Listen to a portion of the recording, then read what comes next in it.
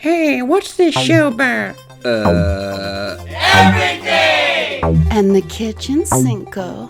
In 3, 2, 1. What's up, everybody? Welcome to Everything in the Kitchen Cinco. I'm the host, Ian Cinco, and I'm about to invite my friend Austin Ackert in here. We're going to go through his comic series, Carmine Sunshine, and talk about some other things we got out here on the table. Thank you. Ah, there we go. Oh my God. Thank you. Oh my God. What happened? Nothing. Don't even worry about it. Shout I'm out. so Assuming sorry. your daughter helped you figure it out? Yeah, she did. Well, thank you to your daughter. Yes. Big thank you. Oh my God. So sorry to keep you waiting like that. It's all good, man. I'm gonna flip it around so we can do some FaceTime, but before we do, just introduce yourself and tell everybody what they're looking at down here. I'm so sorry. My daughter poked her head through the door. Introduce myself and tell everybody what I got going on. Yeah.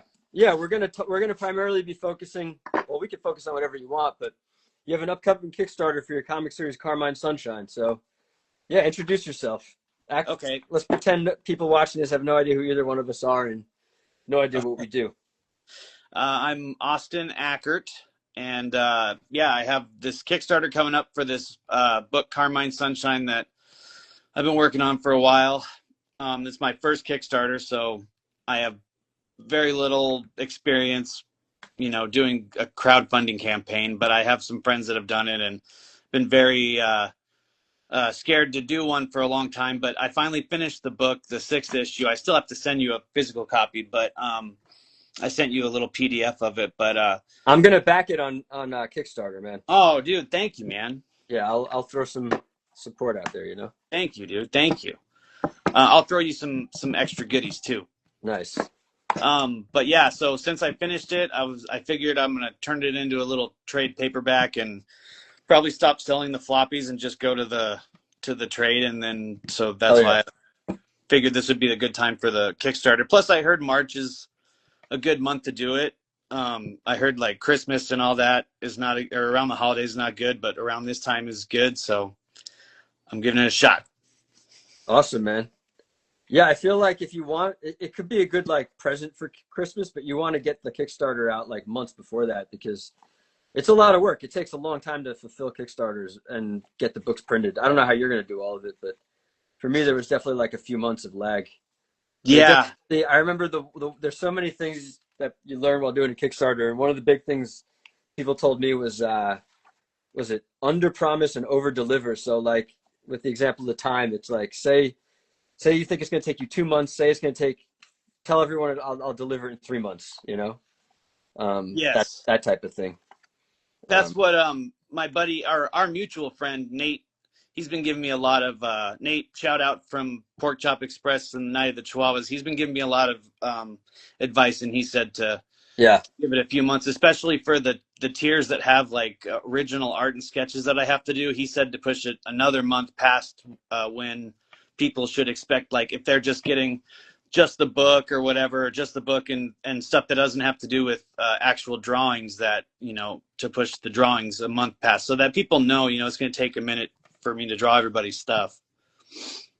Yeah, that's one thing I really think about when I think about you is how much drawing you do on sketch covers and just in general. You're like you're always doing. I don't know if they're commissioned or if you're doing them and then selling them after the fact, but you do so much of that, man. Oh man, I'm nowhere near the amount of. I don't do nearly the amount of drawing that you do. You're like always drawing, it seems like, or it's pouring out of your body or something. But yeah, I mean, a lot of those sketch covers I just do like while I'm sitting at a con or whatever. So a lot of them, I have like 2 boxes full of ones I've done. I haven't sold very many of them, but they're fun to do. Well, it seems like you're doing like, I don't know how many you've done. It seems like you've done hundreds, man. I feel like I have. You probably have at this point. I also got so you sent me this. This was the package you sent me. Tremors is a comic. Talk to me about Tremors, because I saw there's you have a short whoops, something's blocking. You have a mini sort of comic in here. Very fun. Yeah. ale. Yeah, talk to me about Tremors and what the deal is with this. So it all started with a friend of mine who he publishes books. He works with this guy named Tone Rodriguez, who's an artist that used to live out here in Arizona, who's worked on he works on Stray Dogs Oh, and nice. Feral, which is out right now, and Yeah. he's done books like the what was it, the Kiss comic books, Treehouse of Horror comic books. He did the Jimmy Halpert book that was featured in The Office. He did Snake Plissken comics. So he's a huge hero of mine. He works with this guy Rob, who publishes books that he's part of and other artists are part of. He does a lot of like horror anthologies, and he hired me to draw this book called The Adventures of Gabe's Cave, which is about these guys that he knows in Arkansas that own a comic shop, and they have a YouTube channel called Gabe's Cave. And it was like little adventures that they would go on that were kind of like Scooby-Doo-esque horror, sci-fi little stories. And so since I was working with him, he went with another guy from Arizona here named Mike to this Tremors festival that was like nothing but Tremor stuff, and there was actors from the TV show and the movies, and the guy that plays Bert is like at every single one of these. Michael Gross is his name. Anyway, this character. Yes. So anyway, they were talking to the guys that made the first Tremors movies, or the first couple movies. I think the production company was called Stampede or something like that before Universal got the rights. And in the second movie, they show a comic book on the shelves that's like, it says it's published by Dark Horse, but it was never an actual book. It was just a prop that they used in the movie. So they were like, hey, how come you guys never did any merchandising, or, how come you guys never had a deal with was that a real deal you guys had with Dark Horse? And they said, no, it was just a prop and everything. But somehow the conversation steered toward if they wanted to make their own Tremors comic book, to go ahead and do it. And since it's like fan made for fans or whatever, it's somehow they like don't have to worry about the rights. I don't know exactly how all that works, but there's like 4 books out now, and when I got the opportunity to be part of it, I just jumped on it, and because I love the movie so much. But Yeah, it's an anthology, so like that's my little story, and I have a little story in each issue. But there's also like the guy on the left, that's all drawn by Tone Rodriguez, and then there's other like writers and artists that are part of it as well. But yeah, it's pretty cool, man. I like hearing stories about how projects come together. But yeah, yeah, this is it's a super great fun, man. sport. This is definitely on the cute side. I know you got a taste for like gore and horror and stuff, but you also got the ability to pull off cute, which is hard, man. Thank you, dude. Yeah, I like that. Yeah. That story's like all in alien language, so I'm hoping that the storytelling is strong enough that you can tell what's going on. But it's basically like the shovel is mightier than the ray gun. That's like the moral of the story at the end. But I had fun with it. Yeah, he hurls this futuristic weapon and just chucks it at him instead of actually using it. Yeah, it's like that's his shovel, and he's like harvesting plants in the beginning of the comic, and this other alien comes up and is like, "Hey, I have this ray gun, and it's way better. It pulls the plants right out of the ground. You don't even have to dig them up." Right. And it's like making the guy feel bad about his crappy shovel. And then the graboid pops out. The guy tries to shoot it with his ray gun, but it just lifts him out of the ground, and he ends up eating the guy. And the guy with the shovel throws it at the graboid and kills it. So his shovel actually ends up being more badass than the ray gun. Yeah, it's awesome, man. Thank you, dude. Yeah, it's super fun. And aliens, I feel like correct me if I'm wrong, but I feel like people who live in Arizona as you do, in desert areas in general, I don't know if you're more into aliens or just more like aware of them or what it is, but it's definitely like part of the culture in a big way. Would you agree?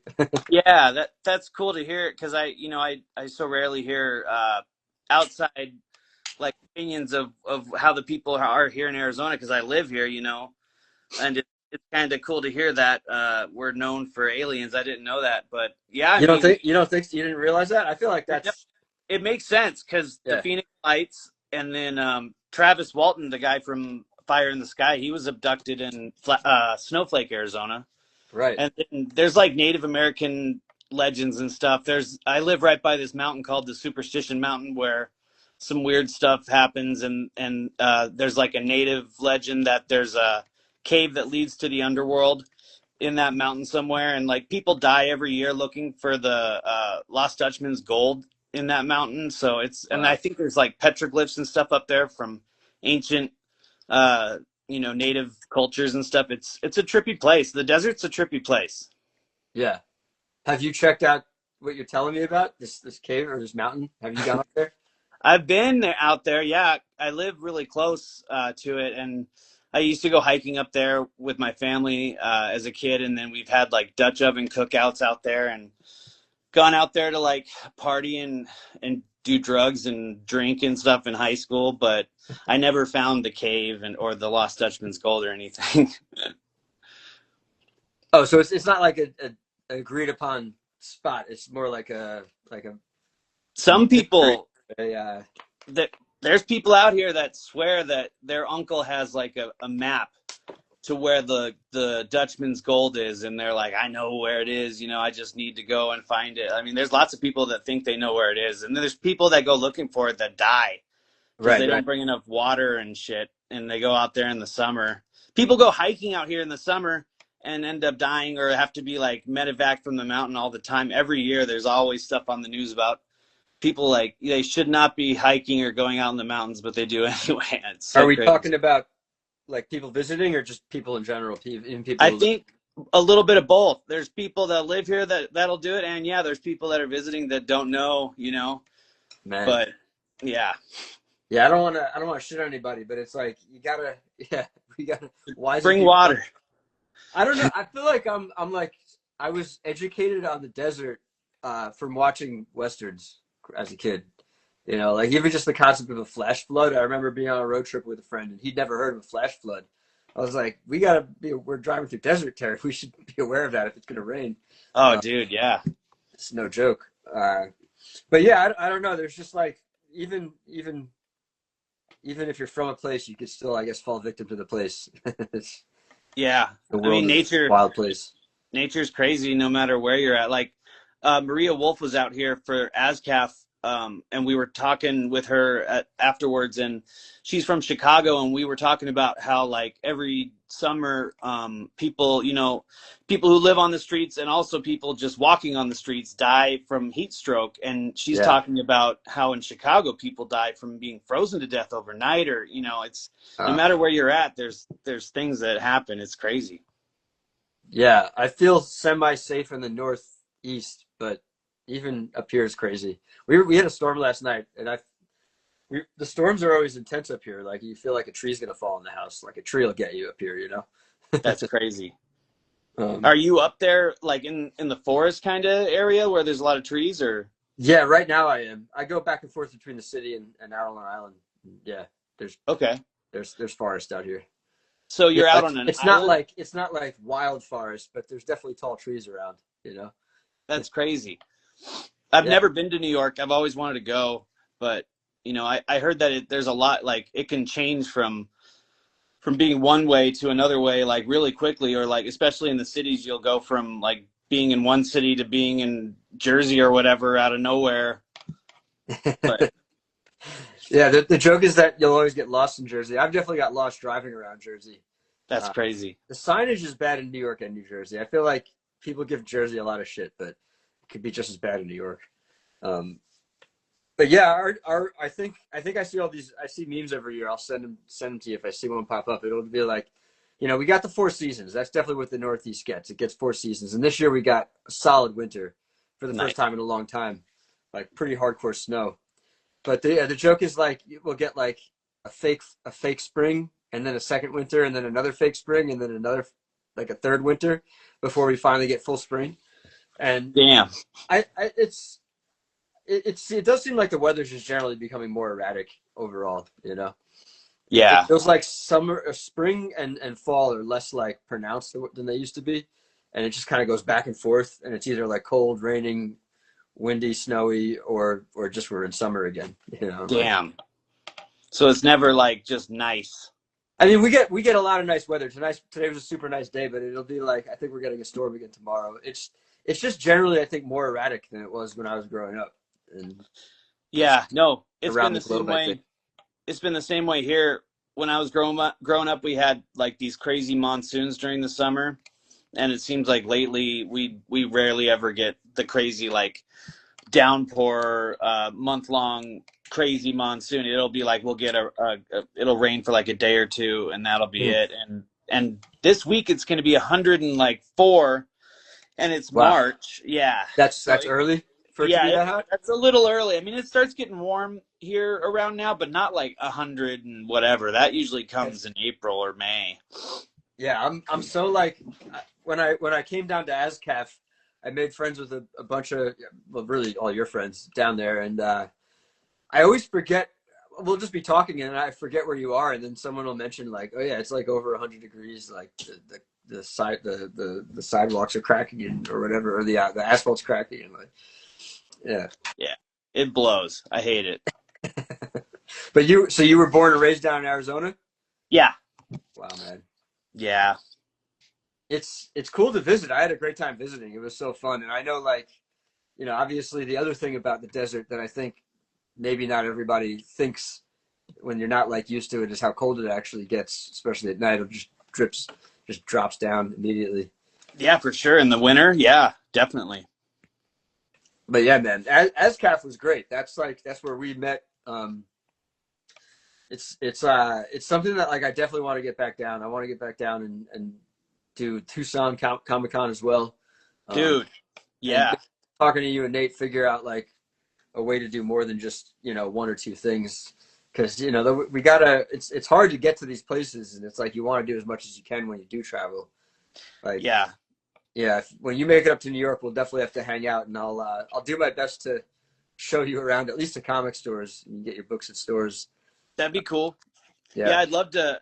I have the same problem. Like, I'll go to California, or I've been to up to Colorado and Vegas and stuff, but I've never been to any of the shows on the East Coast because it's just so far, and it takes so much, for the plane ticket and for yeah, the hotel and all that, and it's a lot.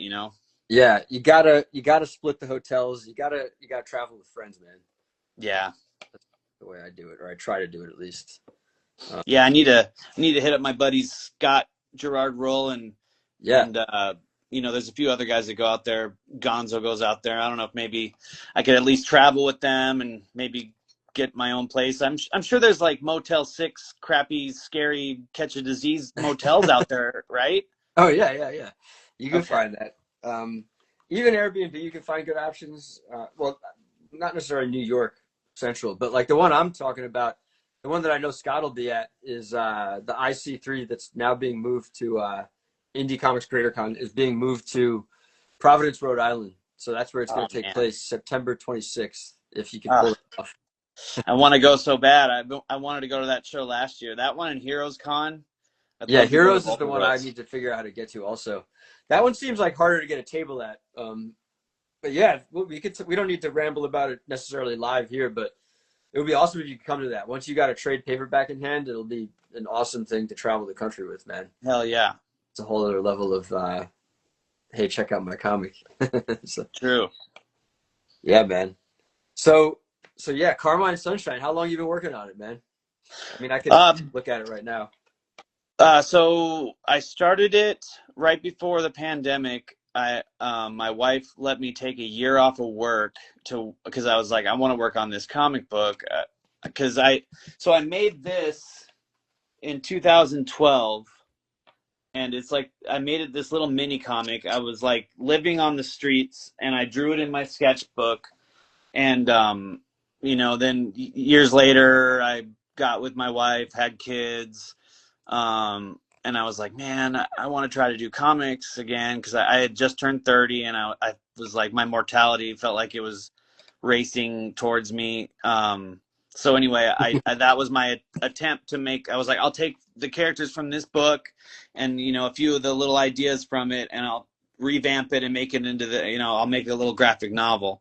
And then I had absolutely no idea like how I would promote it or publish it or anything like that. I ended up learning from other artists by going to comic book shops and stuff around town.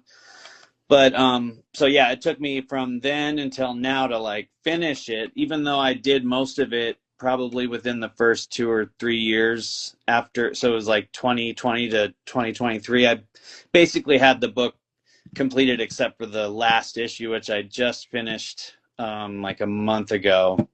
And so you did issues 1 through 5 like in one hard run. And pretty much, yeah. Between the final issue. Wow, man. Yep. I did notice. I'll turn the camera on at some point to flip through more, show as much as you want. But I did notice there was like an obvious like not like huge style change, but like there was something different about issue 6. Yeah, in a good way. But it was like I could tell there was like something had changed a little bit, And I did that one digitally too. All the other ones are traditional. Oh no shit. Yeah, but I did the 6th one digitally because I had gotten an iPad like a year and a half ago.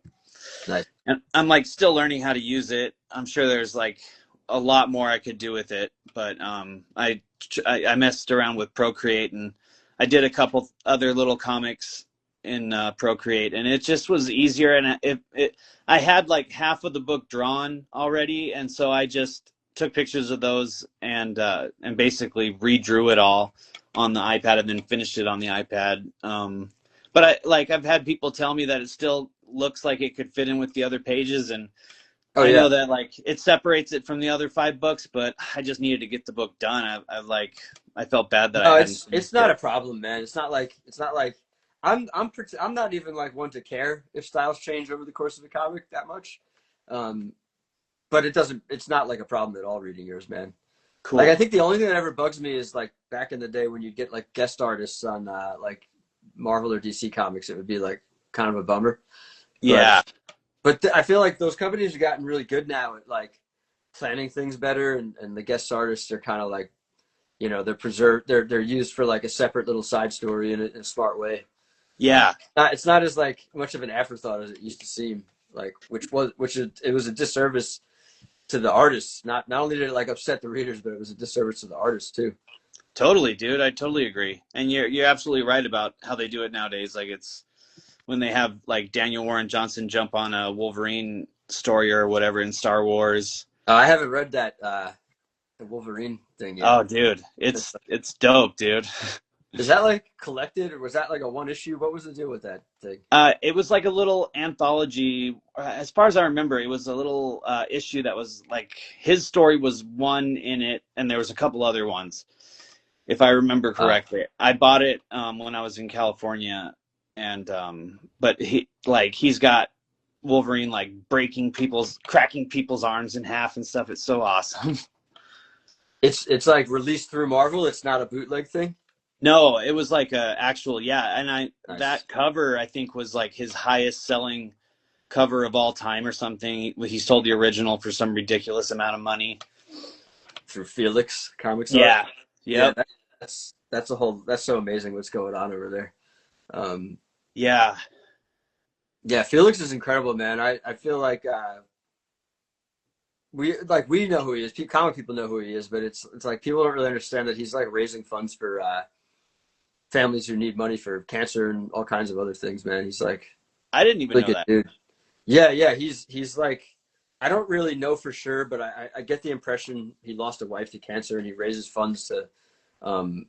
I could be totally wrong on this, but I know he raises like a ton of money. He's not just like making the artist rich and taking all the leftover money for himself. He like supports families, man. He helps people out get through navigate the and he helps them navigate the system too as well. So he's like an amazing human being. Damn, that's crazy. Yeah, right. That's awesome though. And there's a organization. I don't know if they're out there. I think they're across the whole country, but the Hero Initiative. Yeah, have you ever heard of them? Yeah. I think I met them at ASCAF. I think. Okay. Were they there that year? I'm pretty sure they were. Yeah. They were giving out coasters. Yep. Drawing. Yeah. Yep. Yeah. Yeah, they're awesome, and they do kind of the same thing. I think they help out artists that are like that have fallen on hard times or Yeah. you know, their families or whatever, which is pretty cool. Well, there's so many artists who just got ripped off, right? That's the unfortunate reality of the comic industry. Yeah. So they're helping out like mostly the older generation who's just kind of screwed right now. But it'll be interesting to see how it like evolves and grows over the years, because it does seem to be like getting more attention and growing. Yeah. But yeah, Yeah. you know if are they down there or they just travel? I have no clue if they're like based here in Arizona or if they have, you know, if they're all across the country or the whole world. But that's a good question. I need to find out. But Yeah, I know that they definitely always have a table at Fan Fusion, which is like the Phoenix Comic Con, but they just can't call it Phoenix Comic Con. And then, you know, they're at Tucson and they were at ASCAF, and I see them all over the place out here. So I don't know if they just have guys that support them out here that'll be at the table, or if they're across the country or the world or whatever. I think I get the impression since they're everywhere, they don't necessarily need to be from there. But I was just curious because, you know, it seemed like Phoenix really had like a huge, or at least Arizona and Phoenix being like a central located point, had like a huge comic industry. You got Todd McFarlane out there, right? Yeah. We don't necessarily need to like shout out everybody who's out there, but I mean that's kind of a big deal to have him out there. Yeah, for sure. I heard a rumor that he moved to California, but then people are telling me that he still lives here in Arizona, so who knows? But for the longest time, yeah, he lived here. I think it was in Ahwatukee, and he had like some huge house. You know, I think you get to see it in that that documentary, the Devil and Me, or like Todd McFarlane, the Devil something. I had it as a kid. I can't remember what it was called, The Devil and Me or something like that. Anyway.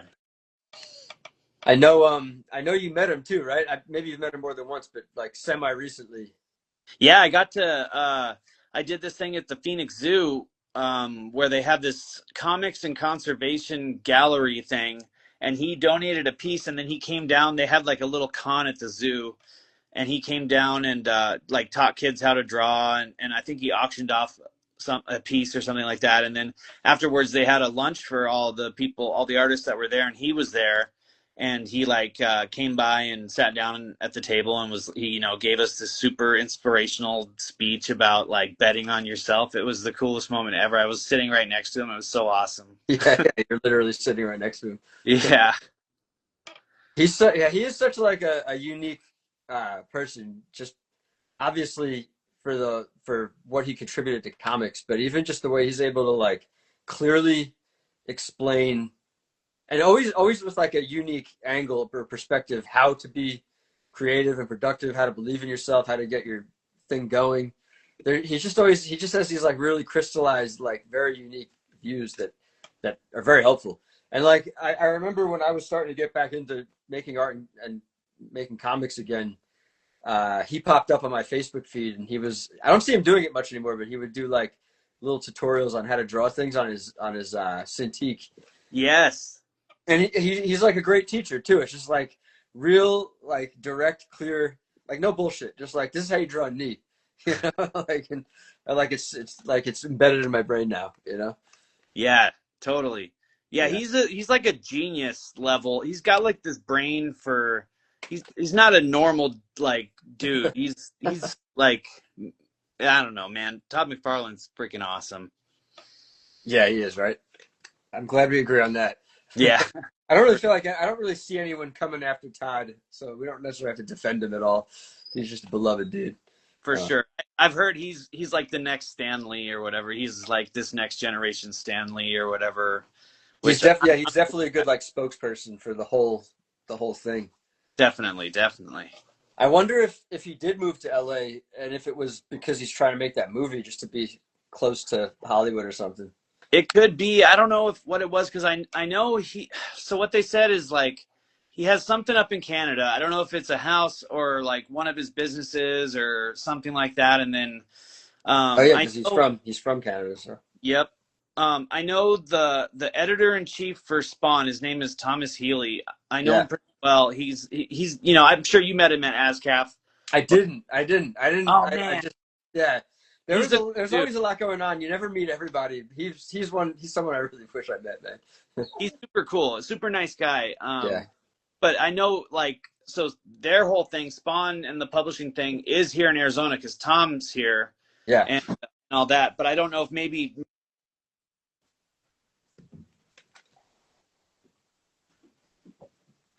Austin, I lost your sound. I don't know if Can you hear me now?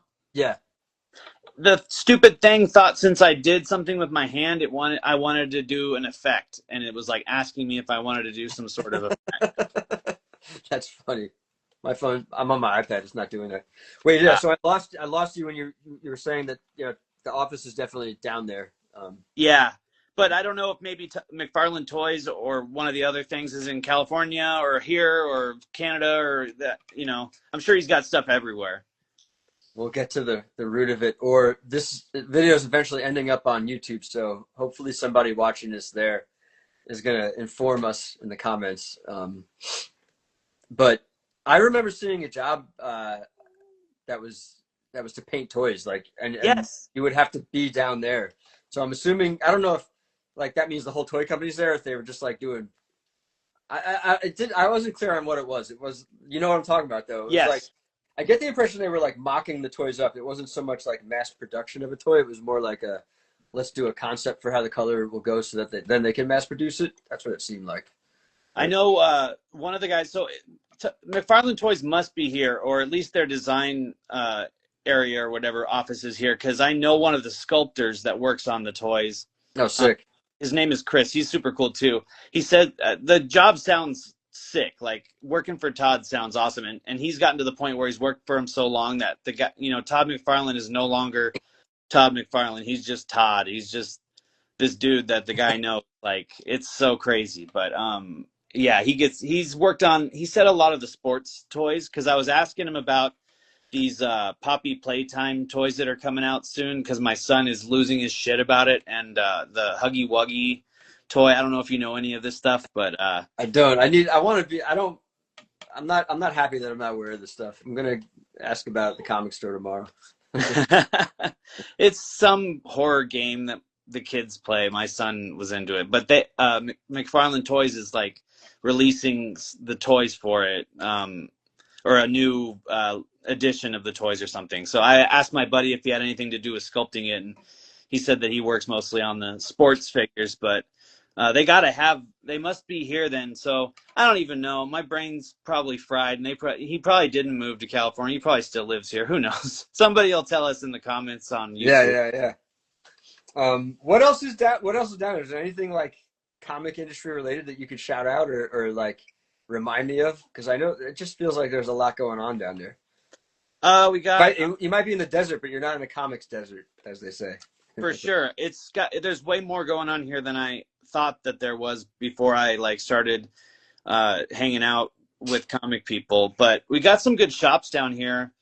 I'm sure there's some. Oh, Brian Polito, the creator of Lady Death, he's down here. And right, yeah, they're telling me that, yeah. Yeah, they're huge, multi-million-dollar Kickstarters from what I've heard. And oh, really? yeah, I mean, the guy's a rock star down here, and he's one of the owners of Tucson Comic Con. I saw him last Saturday. He's a cool dude. It's he's like a smaller version of Todd McFarlane, kind of. Everybody loves him, and the Sworn Fest is like the Coppin Comics Lady Death festival that they have, and they have this clubhouse out here in Mesa that they've decorated with skulls and all sorts of cool stuff, and they have there and they do live whatnot streams or whatever and publish books. It's pretty cool. Nice, man. Yeah, I gotta get down somehow. I don't really mess with drugs, but I like doing what do you call it, mushrooms and acid, and I want to do them in the desert, man. I want to, with some good friends, not run out and get lost or anything like that. Just some chill backyard shit. Yeah. I feel like I could handle a hike. I'm not a total moron, but you say that and then you make 3 wrong turns and then you're lost in the desert, right? It's happened to people so many times, dude. I'm thinking about this movie. I can't remember what it's called. I think it's Casey Affleck and Matt Damon are it's when they're young, and they're just like they go on a hike and they get lost, Oh no. and yeah, they just get fucking. I Oh know no. it's like a Gus Van Sant movie, so it's real just like depressing, and it's got like real long drawn out scenes, and but it feels real, so it really hits you in Dude, your gut. Like, I'm gonna have to look for that. I love Gus Van Sant. Like Last Days, is mhm. one of my favorite movies. Really? Yeah, and then that one, the Columbine one, what was that one called? Elephant or something like that? Yeah, Or yeah, yeah, yeah. I think it was that was, Elephant. Yeah, he's incredible, man. He's had such an interesting career. What's the one with Joaquin Phoenix and from My Private Idaho? oh, I don't know if I don't think I've seen that one. With yeah, that one's really good, man. Um, anyway, yeah, we could talk films too. Oh yeah, before I turn it around, man, we have to talk Aliens and Predator and Terminator, man. Oh yeah, Like, for sure. because that trifecta, that's like, I mean, I'm sure there's a lot of IP and like movies from the 80s and 90s that we'll agree on that we love, but I feel like those three movies sit on the top for me just as like movies that my dad showed me when I was mad young that like influenced me on a super deep level. And I think Alien 1 is like to this day one of the greatest movies ever made. Um, Even though Terminator 2, I might enjoy watching it more, I like objectively I think Alien is just like a perfect movie. That's Um, it's a good one, dude. Ridley Scott, he doesn't make yeah. bad, except for Gladiator 2. I don't know how I felt about that one, but You don't like wait, Gladiator 2? I don't yeah, think I saw that. Yeah, I don't think I saw that movie. yeah. The first Gladiator's epic and Yeah. like, it's a classic and it's a great movie. But I don't, dude, like, what you doing, Ridley? I didn't But even see it.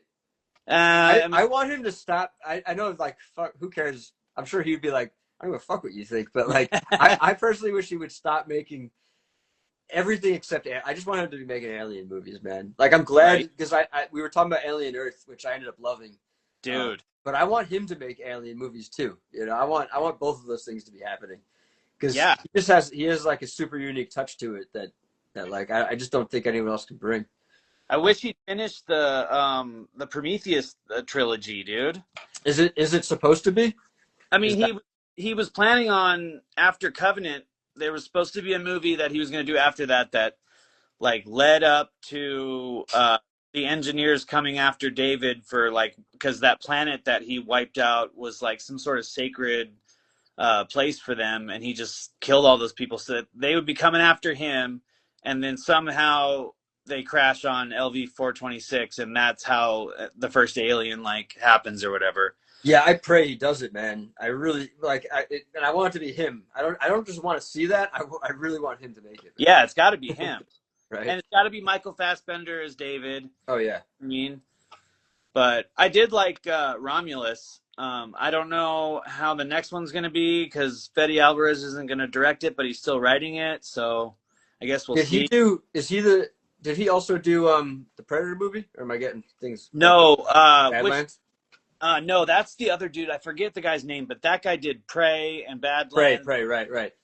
I don't really like talking shit on my show, but I didn't personally love Romulus. I felt like it was like Terminator Dark Fate, where it's just like literally taking scenes from the previous movies and redoing them.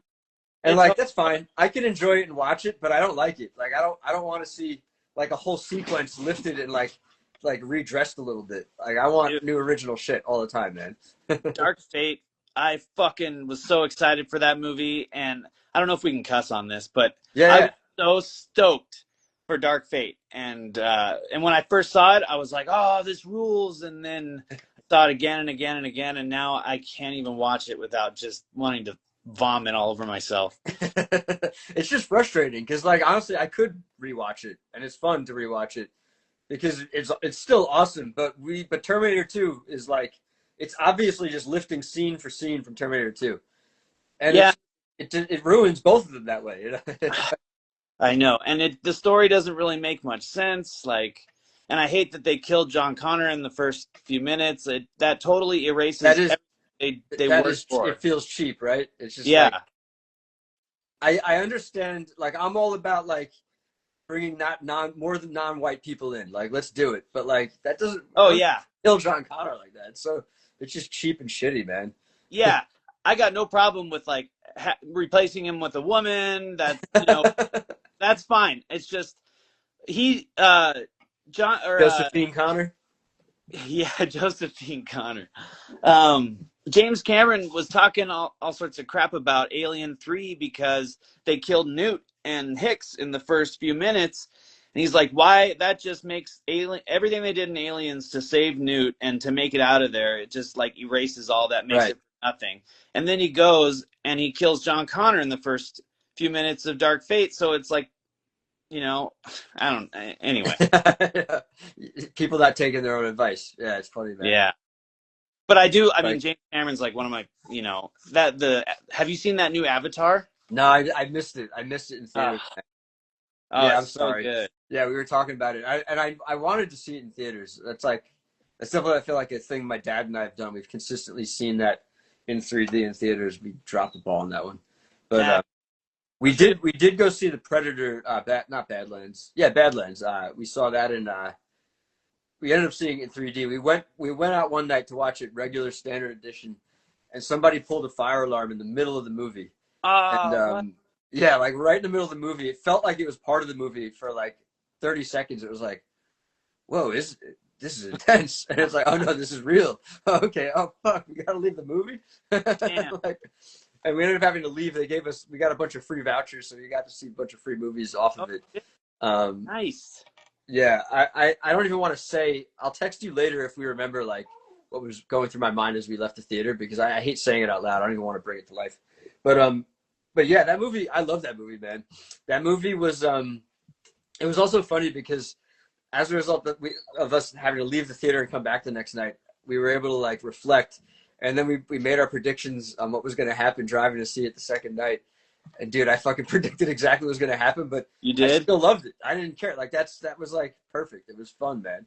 Yeah. Hell yeah. Yeah, I liked it. I thought it was good. That guy's he's like doing this Predator renaissance, and I'm totally here for it. Like, bring it on. Is that what other people are saying? Or that's just like you're saying it's a Predator? That's how I feel. I think is his name Dan Trachtenberg? Is that the guy's name? I think it's something Trachtenberg or something like that. So I hate that I don't know anything anymore. Like if we were having this conversation in the 90s, I would know like the whole cast and crew. I would be able to like to shoot it out. Now I don't know anything, man. Oh, dude, I'm the same way. Like I cooked my brain cells and my memory so bad, especially when I have to recall names like on the spot, and I'm trying to impress somebody with knowing names of people. I fail every time. But I feel like that guy with the Killer of Killers, Prey, and Badlands, he's just killing it. Like, keep letting this guy make Predator movies for sure. Yeah, and he is right. There's going to be, as far as I know, from what I heard, is him and Fede Alvarez are supposed to do a Predator versus Alien movie, but I don't know if that's in the works or even happening, or if it's just a rumor. But I mean, I don't know if that would be good. I think they should just stick with their own separate universes, but I don't know. Yeah, I haven't seen it done well yet. I watch him every time. I enjoy him, but it's just kind of like it doesn't need to come together. But I do feel like there's some smart, like, really smart people who really love the stuff, and they're doing it really well right now. It could potentially change that crossover could change if they come together, man. Yeah, if they did it right. Yeah, for sure. And then Alien Earth, man. We got to talk about Alien Earth a little bit too. Oh man, so good. Yeah, there was a few things that I didn't like about it. Like, I don't know how I feel about my xenomorph being like Blue the Velociraptor, but yeah.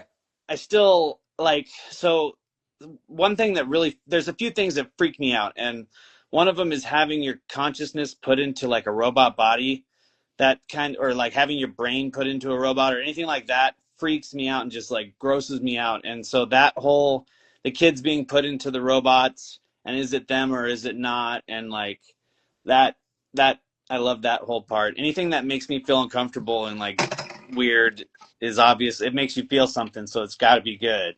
Yeah, I feel like Alien, what they did with it, they changed it so the xenomorph wasn't the main focus, and it wasn't the scariest thing.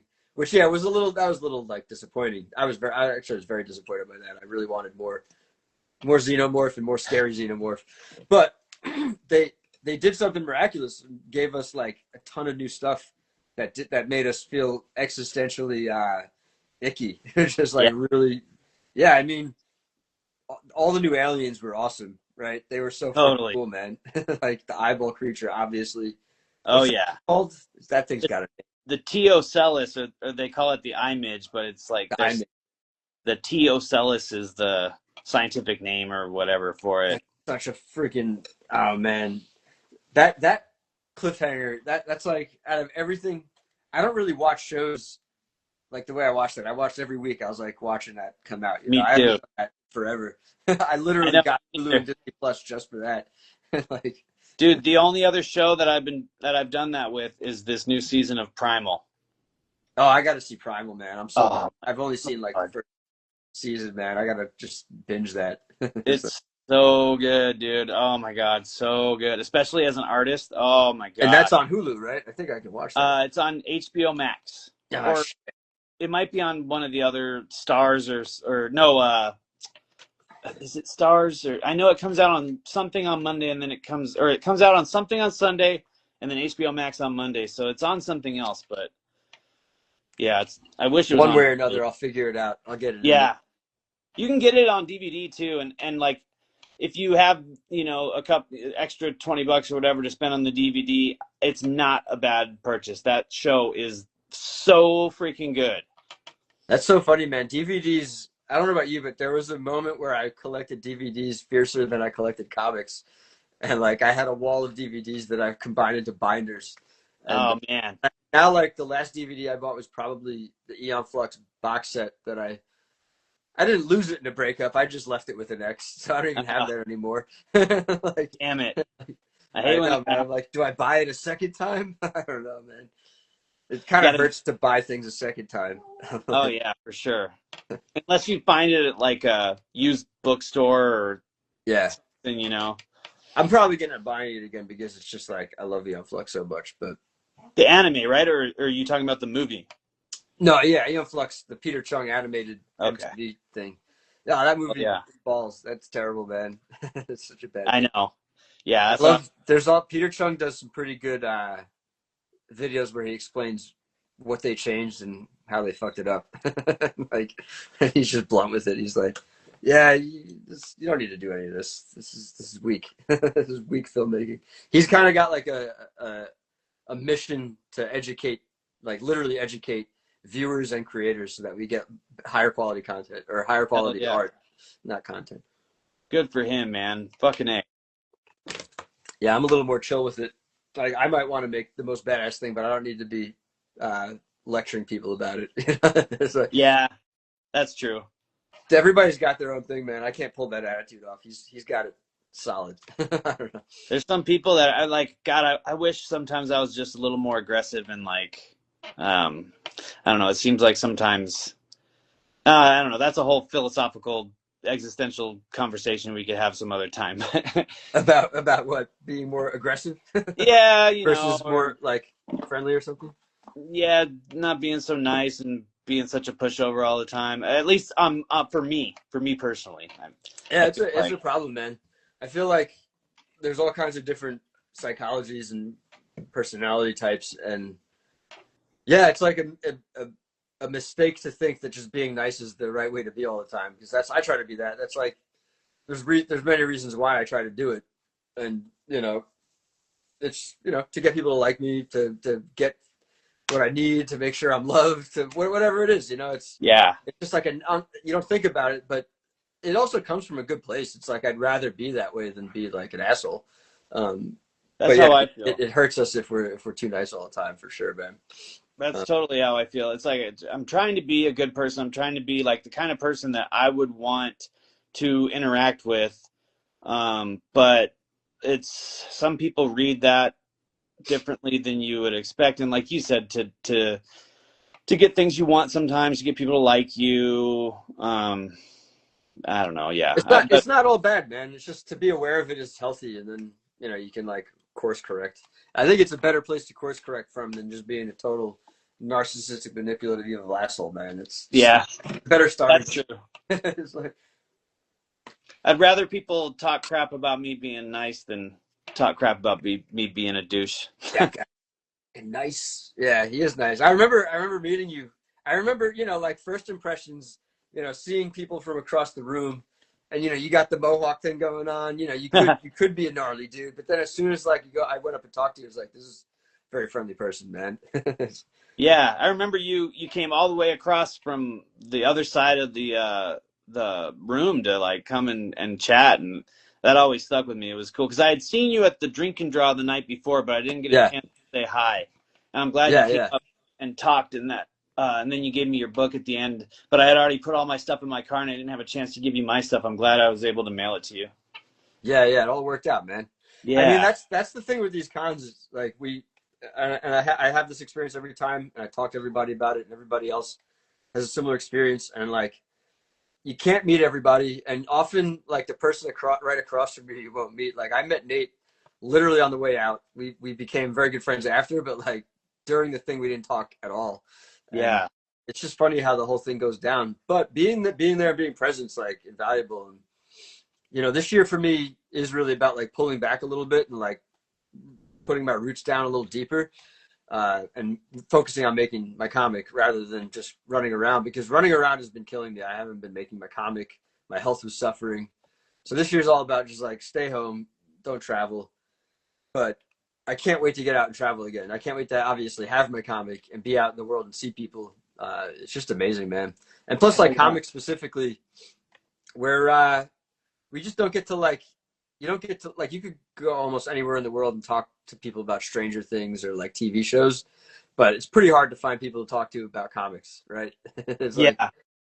so, Especially indie comics. Like people talk right. about Wolverine and Spider-Man, but Yeah, that's like it's a hardship is too dramatic, but it's like a thing that makes it harder on top of the fact that it's already hard just to find specifically indie people. Yeah, definitely. man.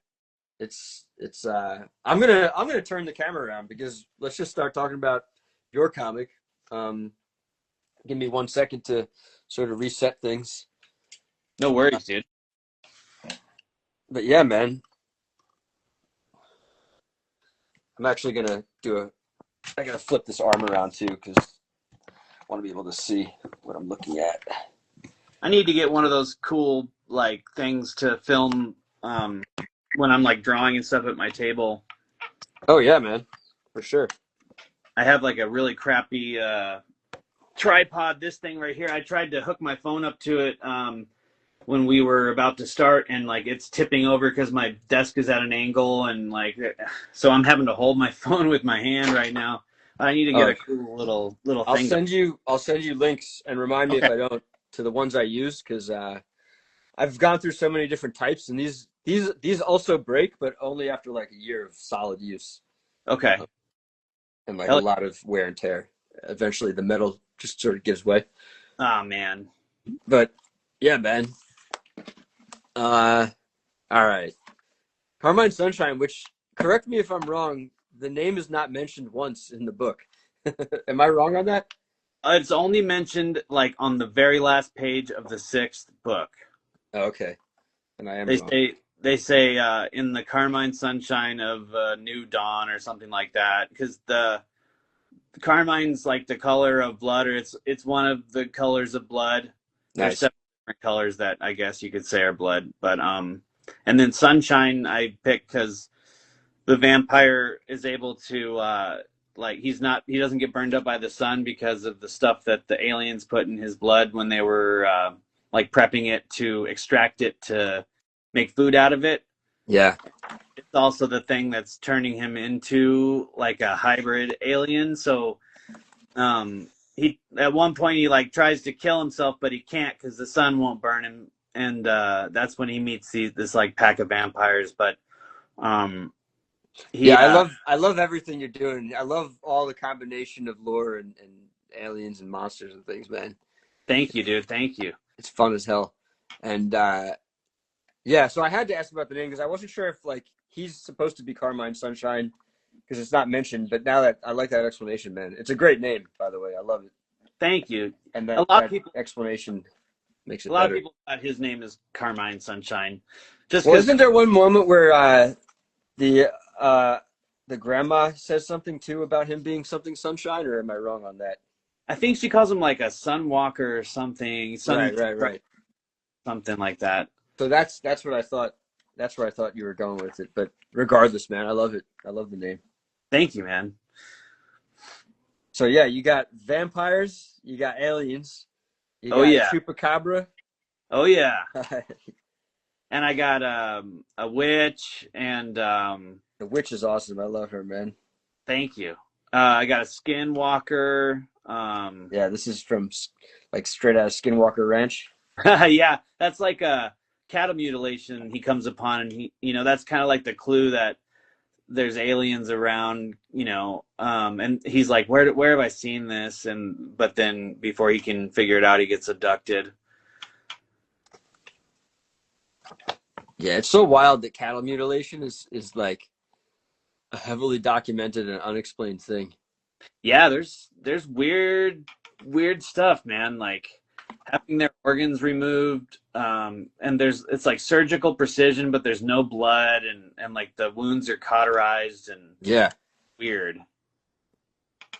haunt your dreams type of stuff. There's moments Yeah, where I get like, I remember being terrified of aliens when I was a kid, like thinking about them all the time and being really scared. me too. And I don't often feel that anymore. But then you'll dive in, you'll be reminded there's potentially something to be really scared of here.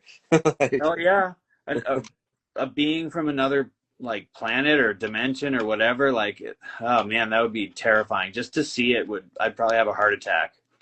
oh man, it's like I want to know and I want to see, but there's no coming back from that, Yeah, and we don't, it's and like it's so unknown. Like it might be really bad, yeah, or it might be great, but it seems really bad.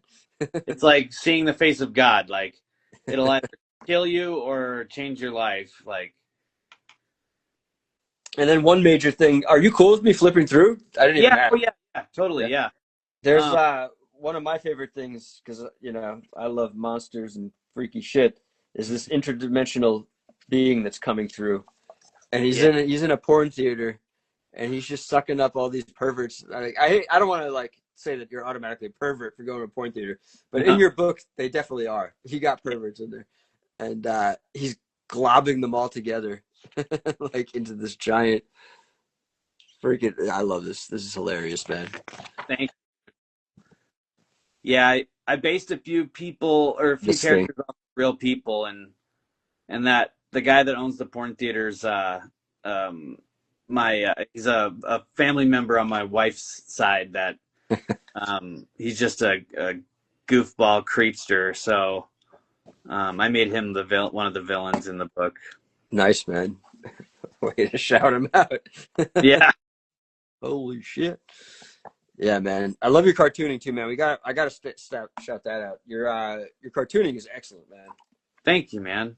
Thank you. You got a real good style that I think can really take you far. And yeah, I'm just gonna do it now. This is something else that you gave me that I didn't get to really talk about earlier, which I definitely want to say thank you for, man. I love this. Okay. Check your text messages. Okay. Hold on 1 second. My daughter has something she has to ask me. Hey, Sure, man. what? I can't check my text right now. What's up? You want to leave the room and keep it private? Because I can just talk and show the comic, man. Yeah. And I cleaned up our bathroom Okay. for some money, hopefully. All right, be back in time for dinner, please. Okay. All right. Sorry about that. Yeah, I figured because we both liked Terminator 2, I wanted to draw you something, stick something special in there for you that wasn't just the book. So. Oh, dude, I love it, man. Yeah, the T-1000. I was so obsessed with Terminator 2, and in particular T-1000 growing up when that came out, man. And that movie to this day just is like, for all my lack of memory, the sequences in that movie are etched in my brain. Like that, I can't forget. Like that's one of the few movies I could like quote and like while watching it, like verbatim, just like recite the movie, Oh yeah. sound effects and all. Like, Oh yeah. That's my all-time favorite movie. And the T-1000, his badge on his chest, the name tag says Austin on it. I didn't know that. Not That's on that picture, but because that's in the cop. movie. That's the cop who's copying. Yep, his last name was Austin, so he was Officer Austin. Yeah, I love this. This is excellent, man. Thank you. Yeah, man. Great Hell gift. yeah. Someday I'll have a home where I frame all my original art and put it up.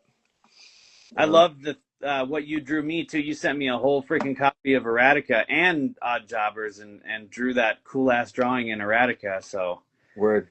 I appreciate that, man. I love your work too. You have such a unique style. It blows my mind. Thank you, brother.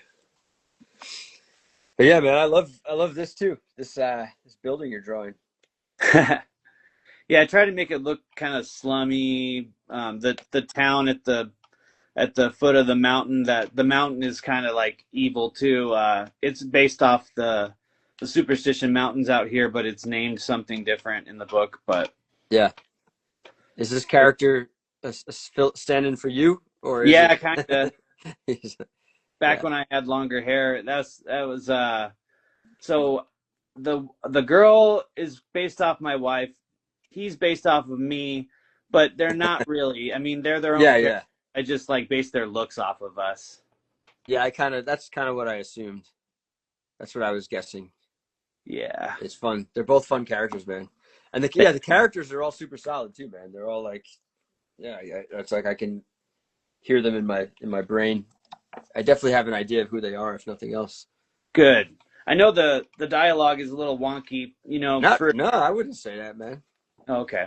Good. I always, I'll sit there and try to read through it like a reader, and I'll, pick it apart to pieces. Oh So yeah, yeah, I know how that goes. But it's a solid read, man. There's not like I didn't get stuck on anything. It was like very easy to understand what's going on, good, and enjoyable. good. And I love this. Good. This is so awesome looking, man. Thank you, man. Yeah, you know me, man. Not only do I love aliens, I love like futuristic gear and tech and stuff like this. It's hard to draw, dude. I wish It is, I man. could do better now than I did then, but oh well. No, you did great though. It's awesome, man. Are you gonna make more new Carmine Sunshine? No, it ends with kind of a cliffhanger, but I mean, and I have an idea for a sequel, but I don't intend on making it anytime soon. I have this idea for a book. It's heavily influenced by primals. I'm sure people will probably think I'm ripping it off, but I just love this. I love drawing dinosaurs, and I love revenge stories, and so so the story's going to basically be this monkey and his son are like hunting, and the son gets eaten by this giant pterodactyl, and he goes on this journey of revenge to kill this giant pterodactyl. And it sounds a lot like Primal, but it's not exactly like Primal. I guess Primal really hit me hard. It really inspired me a lot. So I want to draw something with dinosaurs and revenge. Hell yeah, man! It sounds awesome. Thank you. Do you did you read or do you know is it called Tyrant? Steve Bissett's dinosaur thing, Tyrant? I used to have a couple copies back in the day. I have, but so I've looked at it. I don't even remember what the stories were about. I remember the T-Rex one, and I think it had something to do with eggs, the babies or something like that. But I just backed the Kickstarter that they just started. Yeah, that's why I'm bringing it up. I don't remember it either, but I definitely loved it, and I dropped some serious money this morning. Well, technically the money doesn't come out until the Kickstarters are over, so thankfully I didn't actually have to spend any money. But I did that one. I got the artist edition and the book. Oh shit! Which is like over $200, and then oh man, and then immediately at the same time I got Matteo Scalera's Fourth Father. Same thing. Okay, I got the book and the artist edition. So I dropped I'm like I have a paycheck. That's basically that whole paycheck just going to what I did today. Yeah, because I heard that the artist edition of the Fourth Father is pretty expensive. It's not terrible. I feel like that one was cheaper. Okay. That I think was $140, and the Tyrant was like over $200 altogether. So damn. Mm-hmm. Yeah. Well, I didn't have to spend the money yet. So worst case scenario, if the paychecks don't come in, I can cancel. But that's true. I don't know. That's why we work, man, so we can pay the rent and buy the books and whatnot. But yeah, man. still debating whether or not to get the Fourth Father. I love Matteo Scalera stuff, and I'm a huge Ink Pulp fan. And I backed the Ink Pulp, magenta or whatever, the cyan or whatever. Magenta. But yeah. Well, I you could just get the trade. You don't have to get the artist edition. It's very affordable. I want to say it's $16, maybe less. 16? 60 or 60? 40 or 60. I don't remember. Whatever it is, it's not like exorbitantly expensive for a book that you know is going to be one of the best books of the year, you know? Yeah, and his work is so good. Yeah, man. I might have to just do it. I mean, get the trade, man. I went all out on the artist editions because I'm just like having a phase where I'm like obsessed with artist editions. Maybe, maybe it's not a phase. Maybe it's who I am. But like, I love artist editions. They're just always so expensive that I can never afford them. I remember when the first one I got was Hellboy in Hell. And I was like, I'm never buying one of these ever again. Not because it wasn't good, just because I was like, I can't afford this. It's insane. And just the deeper I get into comics, I'm just like, well, I wanted to get Sam Keith's Max, and I wanted to get Jim Lee's X-Men. And then like now I have like a pretty solid artist edition collection. I'm just like, it's not huge, but it's ever growing, and I can't stop, man. It's like holding the original art, you know? It's yeah. Like, yeah. Dude, they had an Ed Piskor artist edition at this comic shop here in Arizona, and it was $120 or something like that. And it was up on the top of this like bookshelf. Dude. Yeah, studio edition. It's in a box right now, but I got that shit, man. I wanted it so bad. And then finally, after he died, I was like, F it, I'm going to buy it. You know, he it's something I could do to like show my respect for him and do something to remember him by. Somebody freaking bought it. But I ended up getting they had like a collection of all the Hip Hop Family Tree. So I ended up getting that instead. But man. I should have bought it when I, first saw it. I should have grabbed it. I kind of like that to this day, comics are like, not all of them, but every now and then there's a book that's just hard to get, even though it's frustrating. It's like, I kind of like that, man. Dude, the Mike Mignola did a alien book called Salvation, and I cannot find it for the life of me anywhere, but it looks like the sickest aliens comic I have ever seen in my life. And the way he draws the alien queen, and oh my god, I need to find that book, but it's out of print. So it's like you either find it in a comic shop or on eBay for some. I haven't even dared to look how much it is. It might even be affordable. I should probably go on eBay and look, but I want that book so bad. Yeah, I feel like I could be wrong, but I think Bram Stoker's Dracula is pretty hard to find too. Oh, that's Mignola too, right? Yeah. I could be wrong, but I think both of those are pretty hard to get. But I always feel like there'll come a day, especially with someone like him, where all that'll be like collected into one or republished or something. Hopefully. That's true, huh? You hope. God, I hope so. I wanted to just say that before we move past this, that basically you got a vampire who's abducted by aliens, whose thirst takes over. He breaks out of this. He's being infused with their blood. Or something. We don't know if it's blood, right? It's like it's like they're putting like an additive into his blood because they feed on like hemoglobin. So white fluid, right? Yeah. Yeah, they never like explain. Like it explains later what that they might have been doing. Like a character's like, oh, they might have been doing this, but at this moment in the story, you don't know what they're doing. Just that they're pumping him full of some sort of disgusting white fluid. So yeah, but he breaks out and he chomps down on an alien. He gets so out of control that they're just like, get him the fuck out of here. They just drop him out of the UFO. And I love this. Your character, whose name I'm sorry, I can't always recall names, but your character is based off your wife. Literally sees him drop out of the sky. He bounces off a dumpster,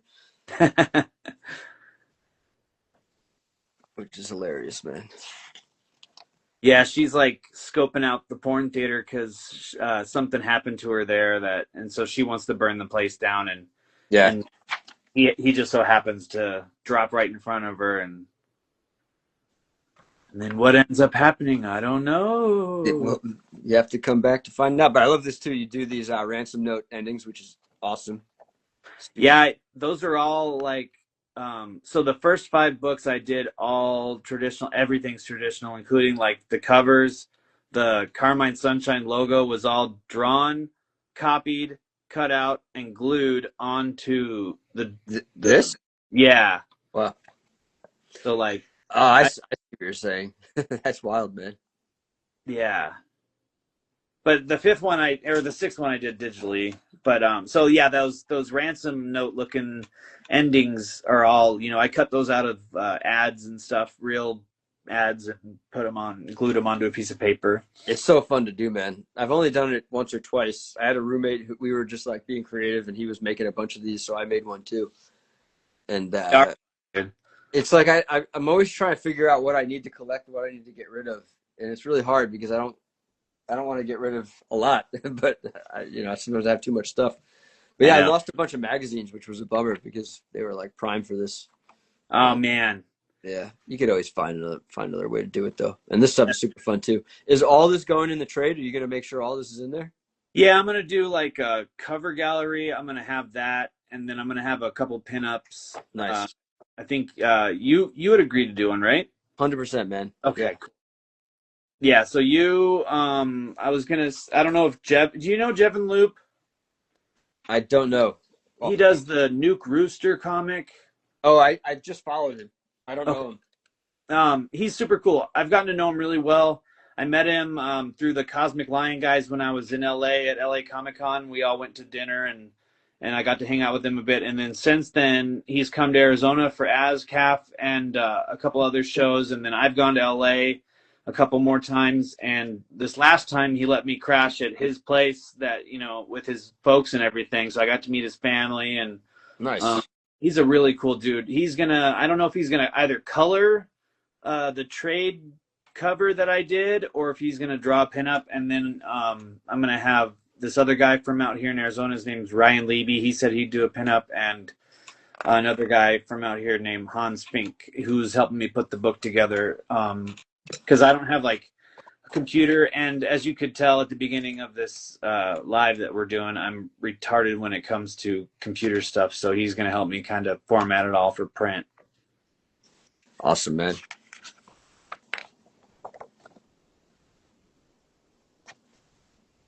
Yeah, I love this, man. Thank you, man. It's weird because those pages I drew this on were so old they were turning yellow. So you can see the yellow color. Oh, is that what that is? Yeah. I just assumed you colored it that way. You did something like that on purpose. Nope. That was all like someone went in because they had blue line on them. So they went in and got rid of the blue line. And in the act, they made the background white, but kept the squares and the panels or whatever the way that they were, and that includes the yellowing of the page. I liked it. I like it though. It gives it kind of like a DIY zine kind of feel, I think, which is cool. I thought you colored it that way on purpose, man. I think it looks great. I never would have guessed what you said, and yeah, I wouldn't even say it feels DIY or zine-y. I mean, if it does, I see your hand in the drawing, so that's cool. That feels like that's one thing I admire about you, man. You just go at it. Like sometimes I overthink the shit out of things, and like I just remember watching you at ASCAF, just like drawing like a beast. I don't know. I like the way you seem to like have this it's like stream of consciousness way of drawing. It seems like the way your stuff looks, it's like. Well, yeah, I figured out a way to do stream of consciousness drawing, but it doesn't necessarily always help me with comics. Oh yeah, comics, yeah. I should probably plan my stuff a little more. I mean, I thumbnailed all these pages out and everything, and yeah. No, so I mean, you're telling a story, man. It's clear that you've thought it all out, man. Tried to. I forgot about this guy. Oh yeah, I wanted to put a tweaker on a bicycle, because they're out here, especially like I was living in Apache Junction at the time, and back when I was growing up, Apache Junction was known as kind of like this crackhead town, but now it's mostly like retired people, and once I started living there, the like myths that I heard about as a kid were all totally false. But there was these tweakers that would like ride around on their bikes, and they would always like want to borrow a phone charger or bum a cigarette or something. So I wanted to have this guy that's like, oh, you want to buy some batteries or you want to buy a Yeah. phone charger? I know those guys. I know those people in New York too, man.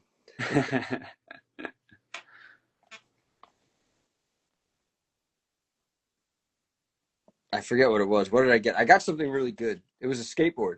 I bought a skateboard from, I don't know if he was a tweaker necessarily, but he clearly like stolen it or something like that. I got it for like $5. I was like, yeah, I'll take that. Nice. Painted some art on it. Hell yeah. This is cool, man. I like this look. As he's like the alien, whether it's alien DNA or whatever it is, he's like becoming part alien. It's a cool look. Yeah. His hands are like transforming. Oh, and got to shout out the text too. Definitely. Oh, thank you, man. And this guy, man. Remind me his name? Senny. Senny. Yeah, Senny's a cool character. And a good friend. He is a good friend. Which is interesting. He drops out of the sky and is very lucky that he happens to drop next to some people who are going to be some good friends to him, man. That's part of the like whole story is, he right after he drops out of the sky, the first few people he meets are like his real friends. But as the story goes on, he meets other people that are more like him, which is the pack of vampires, and he thinks that they're his real friends and he needs to be like them because, he looks like them and they're the same. So, but then he finds out that, they end up stabbing him in the back and literally. Him. Yeah. Yeah. And it's kind of the moral of the story is like knowing who your real friends are and knowing like, or like, how do you know what kind of person you are? If you're good or evil, what makes you good or evil? Yeah. Vincent the vampire, who technically turned him into a vampire, if I'm not mistaken. Yeah. He likes to shoot up blood.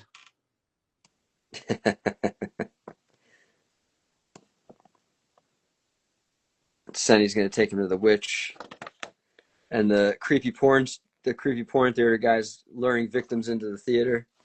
Oh yeah, it's so cool. Yeah, he drops him in there. He's just screaming in the background. Look at this guy. Yeah, I love this, man. What do we got here? That's the people who printed the book, Artist Express. They're out here in Arizona.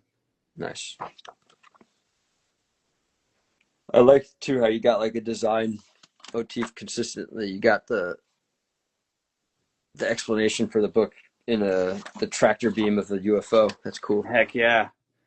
Yeah, I think I'm gonna stick with that that kind of design for the back of the trade too. Keep it simple.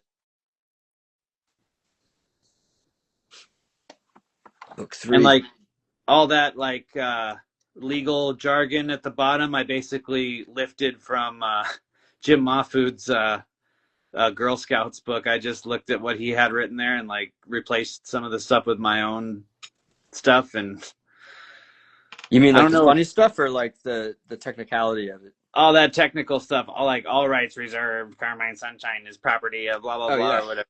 Yeah, when I do that, I usually like bounce back and forth between 3 or maybe 5 of my favorite books and just like cobble it together. That's awesome. But yeah, now so Senny's bringing him to meet this witch. Yeah, she's awesome, man. Cool ass character. Thank you. I don't remember the background. That's funny. Yeah, they're like little what are they called? Oh God. They have them at, like you see them in people's houses out here all the time. Oh my God! See, like I was talking about earlier, with whenever you're put on the spot to remember the name, I'll remember it later when we're like way past it. But yeah, they're like these little dolls these little Native American dolls. Nice.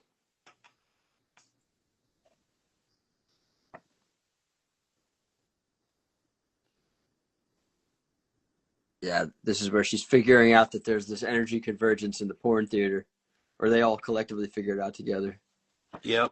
She's kind of like the all-seeing oracle character, right? She just kind of like knows. Yeah. and she like turns into this crazy skeleton when she's like prophesying or whatever. You ever read Bone? Yeah, a little bit. I haven't because it's so huge and long. I haven't read like all of it, but She gave me Grandma Ben vibes a little bit.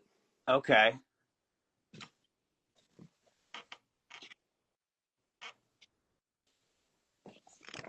It's fun, man. But yeah, so I forget exactly all the details of what they figure out here, but they got to go find a chupacabra, right? Is that what's going on? Yeah, they kind of work it out to, you know, he's transforming. She can stop it, but she's not going to do it for free. If they go get her this chupacabra, then she'll help him. And the way that she'll help him is like she'll help him now. She stops his hands from transforming, but she tells him that she doesn't have enough power to stop his transformation for good. The only way he can do that is to absorb like power from something else. And the only thing that has that much power is this demon that's growing in this porn theater. So she says if they bring her chupacabra, she'll make him a weapon that'll be able to kill this demon. So that's what they're doing now. And then these guys in this trailer, I knew these guys in real life. Their names were Bert and Levi. I used to buy weed from them, and they stunk so bad. They like lived in this trailer with their dogs, and I don't think they were very cleanly because I think their dogs like pooped inside the trailer, and they just didn't care. And when I'd have to pick this guy up to like go pick up weed or whatever, he would just stink my car up so bad. So I ended up making them just this weird couple that lives in this trailer that have sheep that it's questionable what they use the sheep for. But the guy's going to use the sheep to try to attract the chupacabra and then catch it. It's hilarious, man.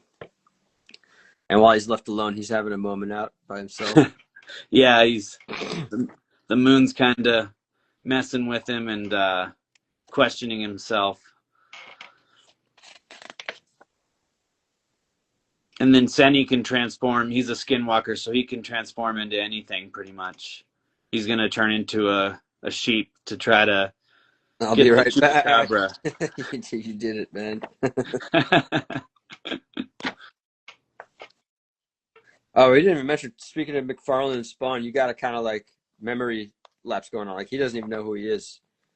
Yeah, he wakes up in the desert with no memory.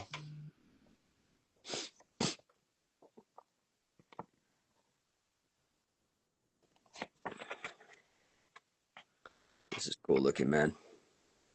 Thank you. I like the little demon cherubs or whatever dancing around him, taunting him. Book 4. Yeah, I love the ransom note stuff so much, man.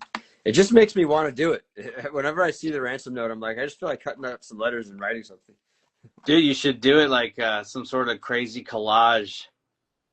Ransom poetry. Yeah, oh, dude, that would be dope. I feel like someone literally does that already that I know. Probably.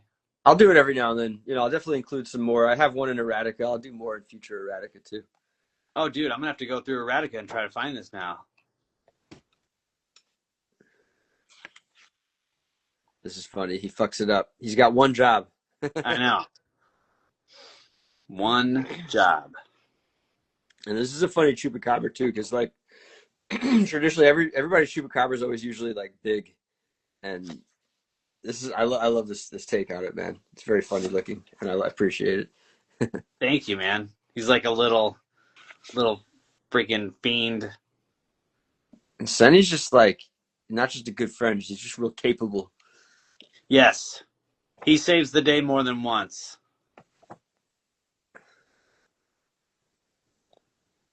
Is Sonny based on anybody? Yeah, I have a friend named Spencer.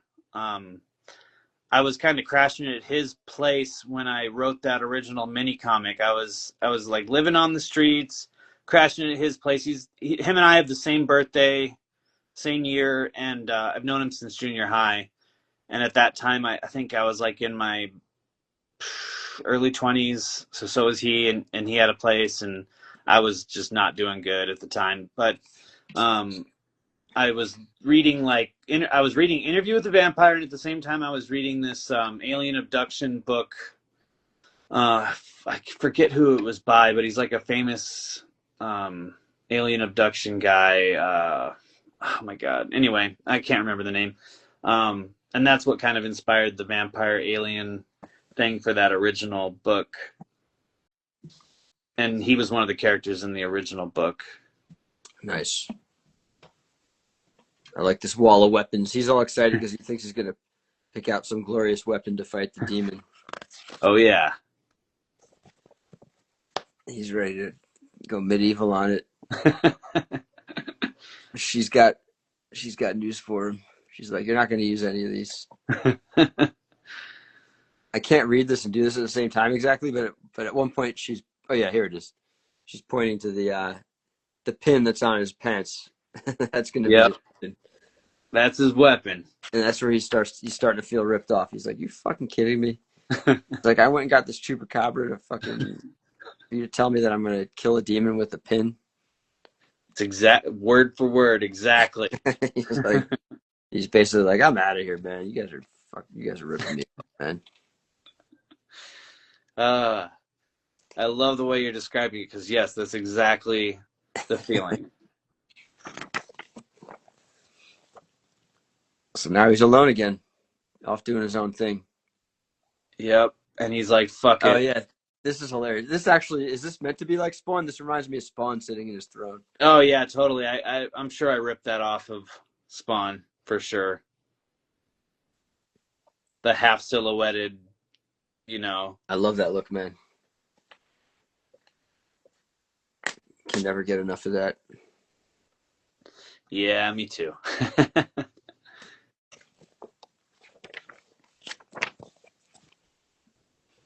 And so yeah, he's ready. He's basically ready to commit suicide. That's what he's doing.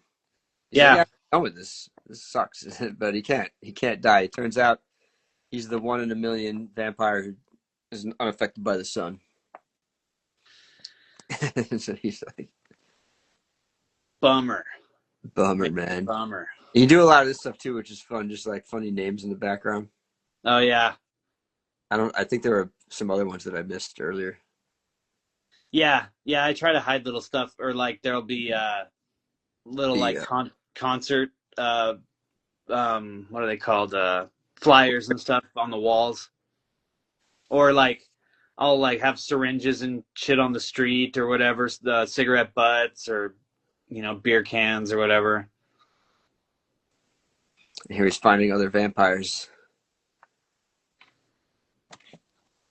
And he thinks this is what you were talking about earlier. He thinks he's making new friends. Yeah. He's never met any other vampires before, and so they take him down, and this guy Jack, he's the leader of the pack of them, and kind of manipulates him a little bit. Well, he gives him some blood to drink, so he revives him. Yep.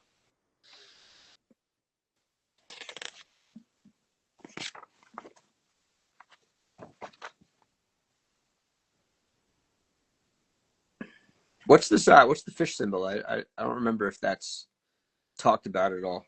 It never is. It's just this symbol that's on his shirt I thought looked good, and it was something I had. Like, I had this little comic I made in high school, and one of the characters, I put that like fish skeleton symbol on his shirt, and I just thought it looked cool, and so I just put it on his shirt. Nice.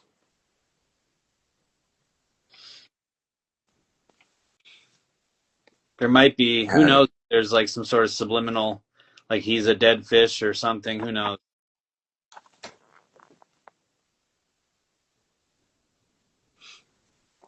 Yeah, he's getting seduced by the bad guys. I love this dude. Fun character, yeah. Man. The big, stoic, silent, fucking beefy vampire guy. Yeah, I don't know what I'm going to do for a pinup. There's a lot to choose from. I can't wait to see what you decide.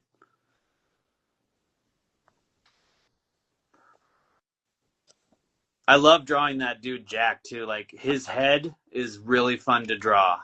This guy's fun to draw. Yeah, with his mohawk and like the shape of his head, I make it out of two different shapes. Like one of them's like a D on its side, and the other shape is like a J kind of shape for his chin. And it's just so much fun. And then his eyebrows. I don't know. I just have a blast. I would draw like him just for fun with the spikes on his shoulders. Just a lot of fun to draw. I love mohawks too. Like I think they look cool. Mohawks are rad, man. I've always loved when like a cartoonist will break down how they draw a cartoon character, like and specifically explain like what you just did, the shapes. Like this is a J and this is a whatever, a melon or whatever. Yeah, shapes. or like a bean or whatever. That's like another thing that Todd McFarlane would do. That's when I was telling you he would put up those videos on his Cintiq showing you how to draw something. Yeah, he would always be like, this is this shape and this is that shape. And like, nice Todd voice. Let's try, try my best. But yeah, that's like exactly what I'm talking about. Like just breaking something down. And then it like sticks in your brain, and then you can't get it out, but then you can also do it, which is cool. Yeah. Yeah, I tried to have like a specific shape for each character's head at least. The vampire's head is kind of like a shovel shape. Jack has his own shape. Senny's shape is like a rectangle. Lee is kind of like an oval. The Warren guy's head is kind of like a bean shape.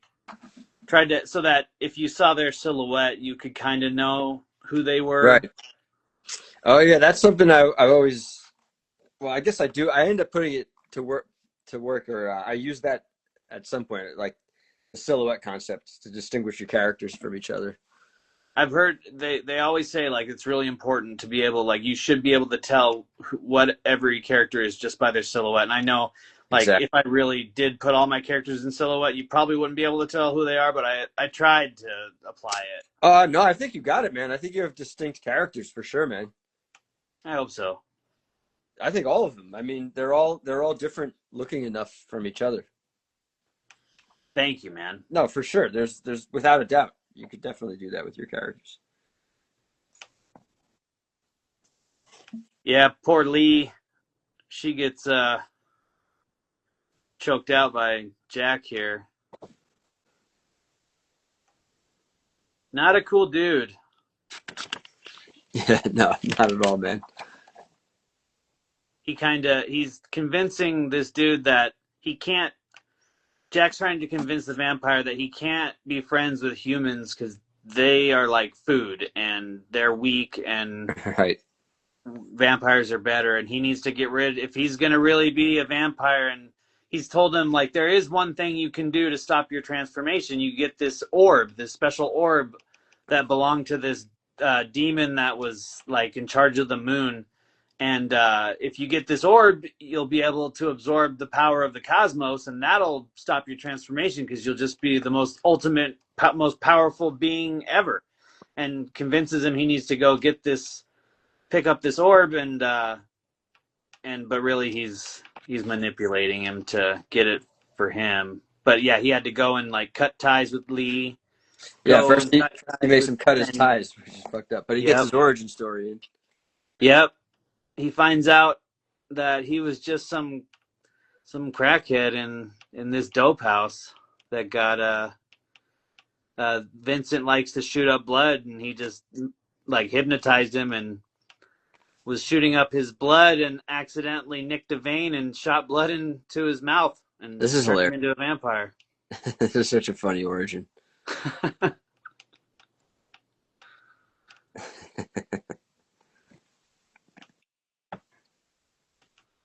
And he rockets out of the roof, drops him down. So he actually got dropped back to back. He got dropped by a vampire and he gets dropped by aliens. Yep.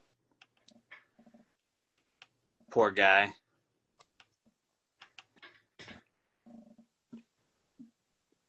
Back to the safety pin. Yeah, you keep seeing the safety pin. He's like, I recognized you. I knew it was you because of that safety pin.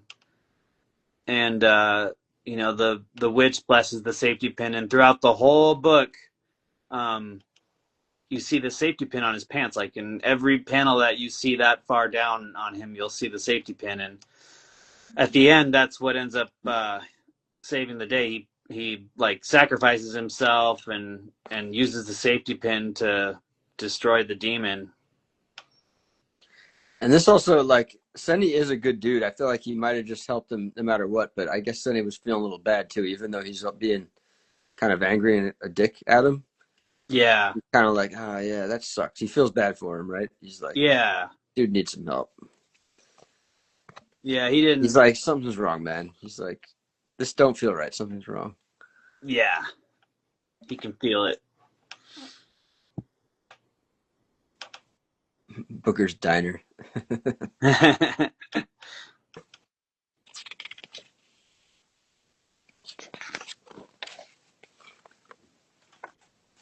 He's disguised as a waitress.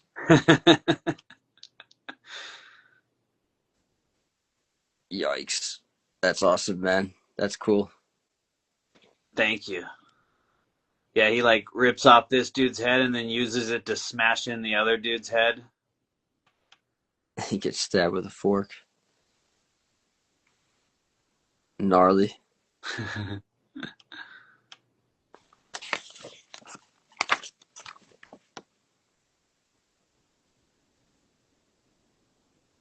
Yeah, this is awesome, man.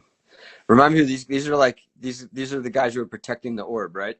Yeah, they're like the henchmen of like the holy man that travels with the orb and is like always in sunlight so that vampires can't get to him. And he's taking a dump right now. Yeah, he's getting jacked on the pot. Yep.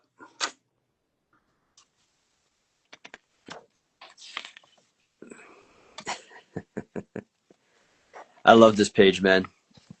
I love when you draw him like this too. He's fun to draw. Like I love drawing teeth and fangs and stuff and like wrinkles. So I just love drawing when he's just like, you know, overly ferocious. Yeah, it's a really cool look. Thank you, man. It's fun. I just try to, I like drawing stuff that I like to draw. I guess that's redundant, but like, that's why I want to do this dinosaur thing next, because then I can just draw crazy, you know, dinosaur beasts.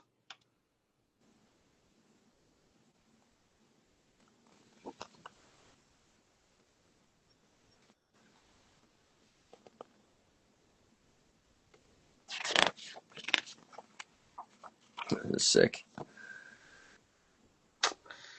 Stab in the back.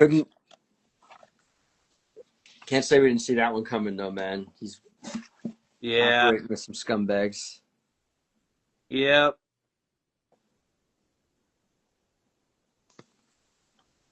And the worst of it is he's gonna go steal the son, steal the baby, man.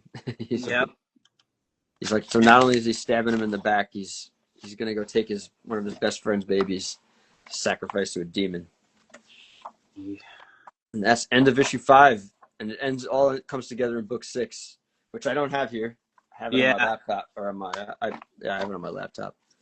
I'll send you one so you have the complete series. Yeah, man. Like I said, I'm gonna back that Kickstarter, which by the time I put this on YouTube, I'm gonna make sure that's when your Kickstarter's out. So that link is definitely in the description. Thank you. When you're watching this, people will be watching this video on YouTube, you know? Yeah, thank you, man. Are you going to offer the issues too, or is it going to be just what's being offered? Talk to me about the Kickstarter, man. Yeah. So I'll have one tier is like a digital PDF, and then the next tier is the trade, and then after that it's like the trade with all 6 issues, or you can get the trade with like, I'm gonna have the first page. There's like a little square that I designed with like little things around it that I could draw a little sketch in, so you can get a little sketch on the inside of the book. Or there's a tier that comes with like and you can get a commission that's black and white. You can get a commission that's full color that comes on 11x17 Bristol, and the trade and the digital PDF. And then there's one I made a bunch of T-shirts, so I have a bunch of these T-shirts, and I can't really sell them. It shows nobody really wants to buy T-shirts at shows for some reason. I don't know. I love buying T-shirts. So I have a whole bunch, like a big inventory of T-shirts. So I'm going to offer the T-shirts on one of the tiers and get some. I have some stickers, and I have some sketch covers that I had made of the first issue that I have a bunch of those left over. So I was going to offer those as well on. There's like a tier that has the sketch cover and the shirt and the stickers or what, like all the stuff. But yeah. Nice. Yeah, And, it's frustrating that shirts don't sell consistently, because I've definitely made a few different shirts, a few different runs at different times, and like, I don't know. I just view it all as like, it's good to have stuff like that, because every show is a little different, and like, sometimes I will sell the shirts, but they are kind of annoying to keep around, right? They're just like, they take up space. It's like I go to like Costco, I just get like bins because they drive me insane if they're not like, if they're spilling out and falling all over the place. oh my God. Yeah. Yeah. I got to have all my stuff like organized in my, like where my books are, where my prints are, the shirts or whatever. Like I can't have stuff all over the place, especially at a show, or mostly because I'll end up stepping on shit and destroying it, or like folding it in half accidentally. But I made this really cool, I was on a job, and we were like demoing some mirrors at this mall, and there was this mannequin. That sounds fun. Yeah. So for my day job, I do asbestos and mold abatement, and it totally blows. Oh, it's like shit. the worst thing in the world. But dude, I've done my fair share of demo. Asbestos is like a very scary word to me. I hope you protect yourself, man. My grandfather passed through bone cancer that they attribute to asbestos poisoning. Oh my God. Usually you can't really nail down things like that. I don't know if they've really proved it. I don't really know if that's for sure. No, it definitely, it could have started in his lungs or whatever, metastasized to his bones. Who knows? The asbestos, you can like ingest it, like eat it, and it's just, if it gets lodged in your body somewhere, it's carcinogenic or whatever. But yeah, we wear respirators and bodysuits, and that sucks too because it's hot. And yeah, and I found this. I know that life. I used to just suit up no matter what I was doing, and I was a carpenter, and like this guy I worked with would just laugh at me. He'd be like, he called me Grasshopper. He's like, "Y'all ready, Grasshopper?" I was like, "Yeah, I'm ready." Even if I'm just like doing one saw rip or something, he's like I'd put a mask, goggles on. I don't want to lose I'm an artist. I don't want to lose my eyesight. What? Yeah, dude. For real. The older generations like that too. Like I knew this guy, he said like he knew guys that would like, popcorn ceiling that has asbestos in it, they would like pick it up and eat it. It's like, dude, what? And everybody's built different. Some people will live and some people won't. It's just like, this guy's still alive. This guy's still doing well, and he's never worn masks or anything. Yeah, and honestly, you could breathe that shit in all day long, and as long as one of those fibers doesn't get lodged in your lung, like as long as it comes back out, you're good. It's when one of them gets stuck that you get screwed. So we're breathing it in walking down the street anyway from like brake pads and shit like that, and it's like floating in the air all the time. But yeah. But anyway, on one of these jobs, I found this mannequin, and I painted it up like an alien, and with like its brain showing, and I'll put my T-shirt on that and have it behind my table. So that's kind of, and then people are like, "Holy shit!" They'll see the alien, and you know what? I would love to do more stuff like, what's his name? Max Planets. Max, right? Yeah, he's a homie. He like made his own banner out of cardboard that he painted with like this sick ass planet, and he has like these basketballs that he painted like planets that like spin on his table. I know the basketballs. I'd have to go look at his profile. I'm not sure if I know the banner you're talking about. I must have seen it, but it has his name. It's like Max Planets in this cool like font and like this planet, and it's all hand painted and cut out of cardboard. And I just wish I could have more stuff like that like people will see and be like, "Holy shit!" you made that, like that's that's super cool or whatever. Yeah, But, man. Yeah, that's yeah, part of the fun of like as we progress, just adding little things to our display and setup, make it def- unique. Wait, so I think I missed it because we got a little sidetracked with asbestos, but like you were demoing mirrors. oh yeah, That sounds yeah, that, like a childhood fantasy. I used to just like dream of like having a rec room where you just destroy shit. Like dude. I heard they have those where you can just go break shit to like get definitely, anger out. yeah. But yeah, we were. I have yet to go to one, but there's like bars where you can get glass. Like every drink, you break the glass, but that's not quite the same thing. Like I want like some protective gear, Yeah, a bat and like TVs and whatever. They definitely exist. They're definitely out there. It's like definitely. our generation grew up and made all their dreams come true. That's true. Not necessarily owning homes, but like breaking shit. So, We're breaking shit because we can't afford the home. mm-hmm. We're pissed off. Yeah, man. But So yeah, so I was semi distracted turning the thing around. You got the Kickstarter. You mentioned all the tiers that you're gonna have. But definitely the primary thing is gonna be buy the the trade paperback, man. that was my son. It's all good. As I'm saying, buy the trade paperback. But yeah, that's what I'm gonna back the trade paperback. So I guess if you want Thank to you, throw man. me, I remember. All right, I remember I asked you, are you gonna offer the floppy, the single issues too? Is that gonna be Yeah, offered as well if people wanted to get that? yeah. I got them as like you can get them as add-ons and like get if you wanted like just issue 1 or whatever, you can add that on to the trade. But there's Yeah, also a tier where you can get the trade and then all 6 of the floppies too. nice. That's awesome, man. And I know you said you're gonna be doing some remarks or original sketches and stuff too. Yeah, I'm gonna do like little sketches on the inside, and then there's like a few, I think like 3 or 4 commission options or whatever for like an 11 by 17, either black and white or color. Nice. Yeah, That stuff took me forever. I'm still like perfecting the art of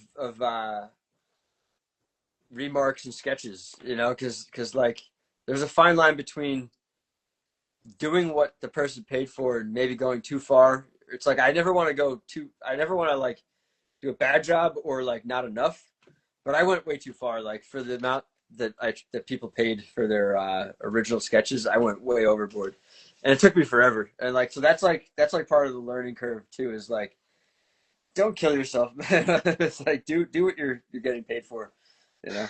yeah. I'm guilty of the same thing. Like I'll go, or like a lot of I've been really guilty of doing free, like putting way too much work into free stuff. Like if somebody's like, oh, will you do a little sketch for me in my sketchbook? And they're not going to pay for it. They just want you to sketch in it, and I just draw something and color it all the way, and like And you're talking about like live at a show. yeah. Yeah.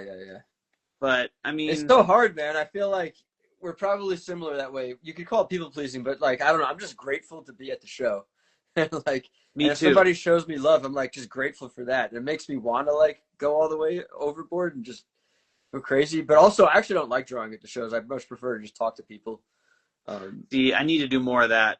I like Jim Mahfood. He'll stand there and like pull people, like talk to them as they're walking by and like bring them to the table and engage people. And I'm sitting there drawing most of the time. I try to like when they walk by the table, be like, see if they have something on their shirt that I like or whatever. I'll be like, oh, that's cool on your shirt, or I'll ask if they're having a good time, or if they came to see somebody specific, like a celebrity, or like when I was at this comic show last weekend, it was like people were there for key issues, or they're like collectors. So I'll be like, oh, were you here to get a specific issue or whatever? I try to engage people as they walk by and tell them, feel free to flip through the books or whatever. Yeah, but that's the way to be. Like, don't be overbearing. You don't want to be the annoying person. Yeah. There's really only ever been one person who caught me and forced me to come to his table who I was happy about it for. His guy named Schlepzig, who passed away. Oh, yeah. Yeah. Yeah, he passed away, man. Rest in peace. But like, he like, I was so annoyed. I was like really tired at New York Comic Con. I was really trying to leave, and he just hooked. He like forced me to come to his table. I was like, all right. But I was so happy he did, man. I bought like a lot from him just on the spot. Oh man, it's so dope. But yeah, you generally don't want to do that. You just want to casually like just let people know, this is my work. Ask me if you have any questions. But as far as like drawing live at the show, like, yeah, I've done a lot of it, and I really think I'm just gonna like start drawing in Erotica and Odd Jobbers ahead of time, and have like if you really really want me to draw on the spot, I will. Like if someone really begs it of me, I'll do it.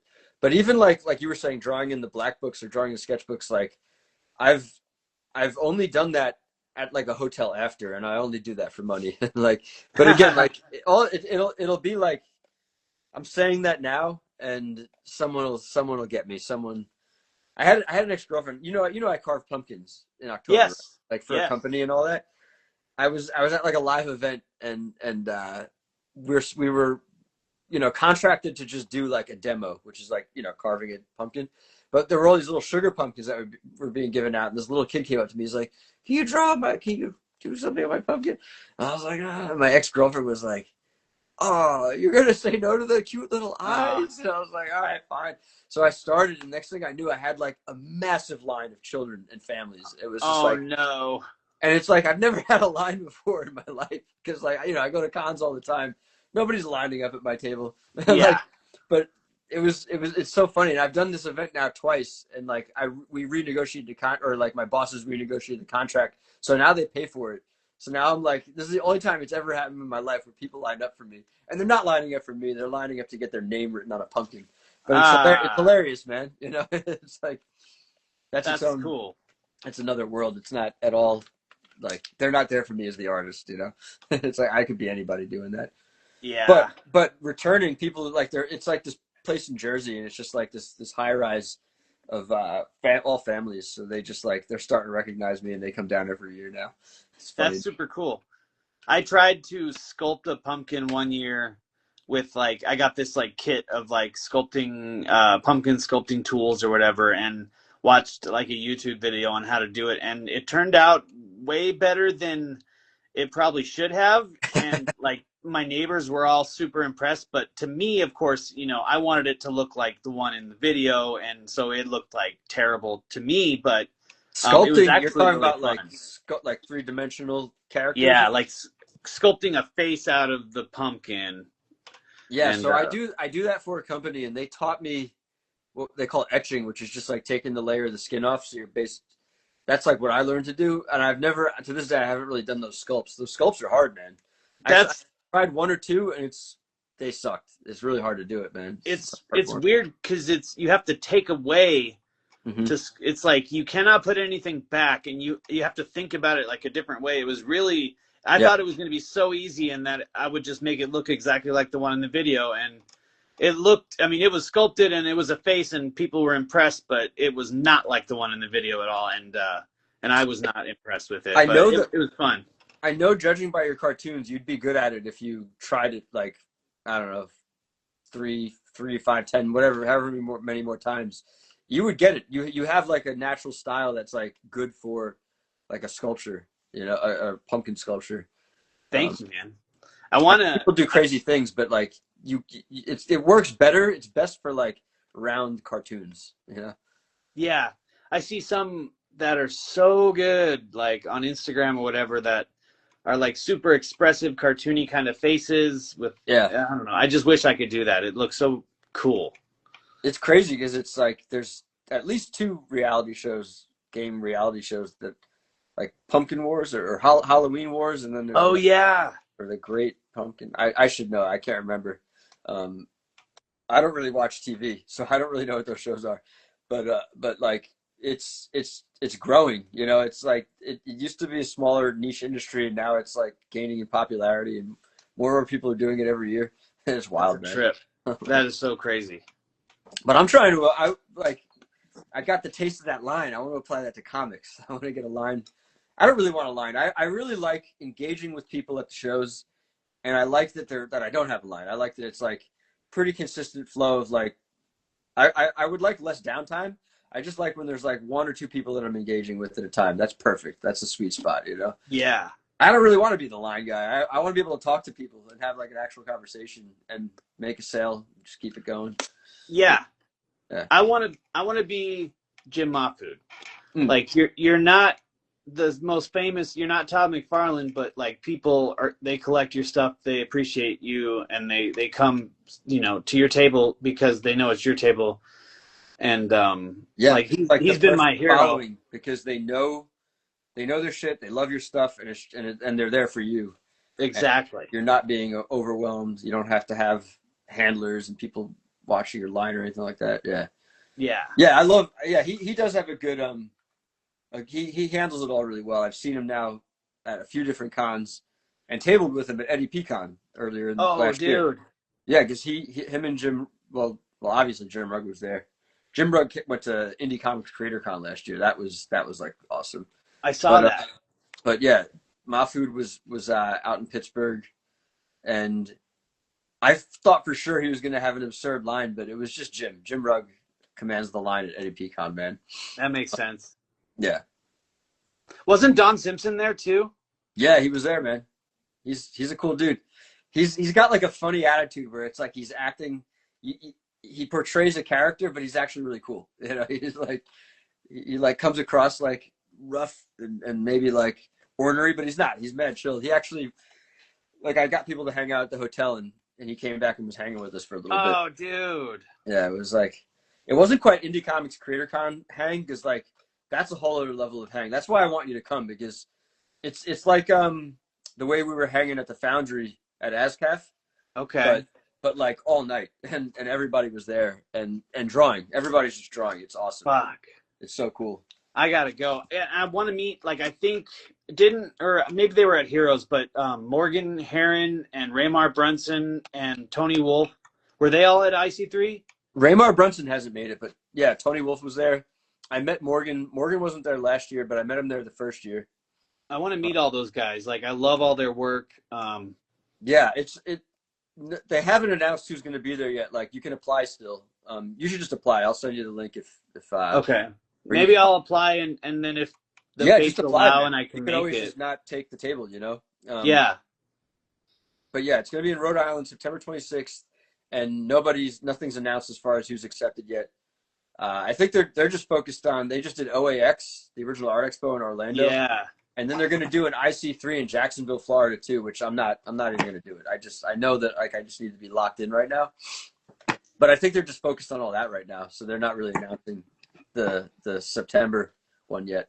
I heard that IC3 was going to try to do one, like, on the West Coast too. Yeah. California. Oh, it's awesome what's going on with that, man.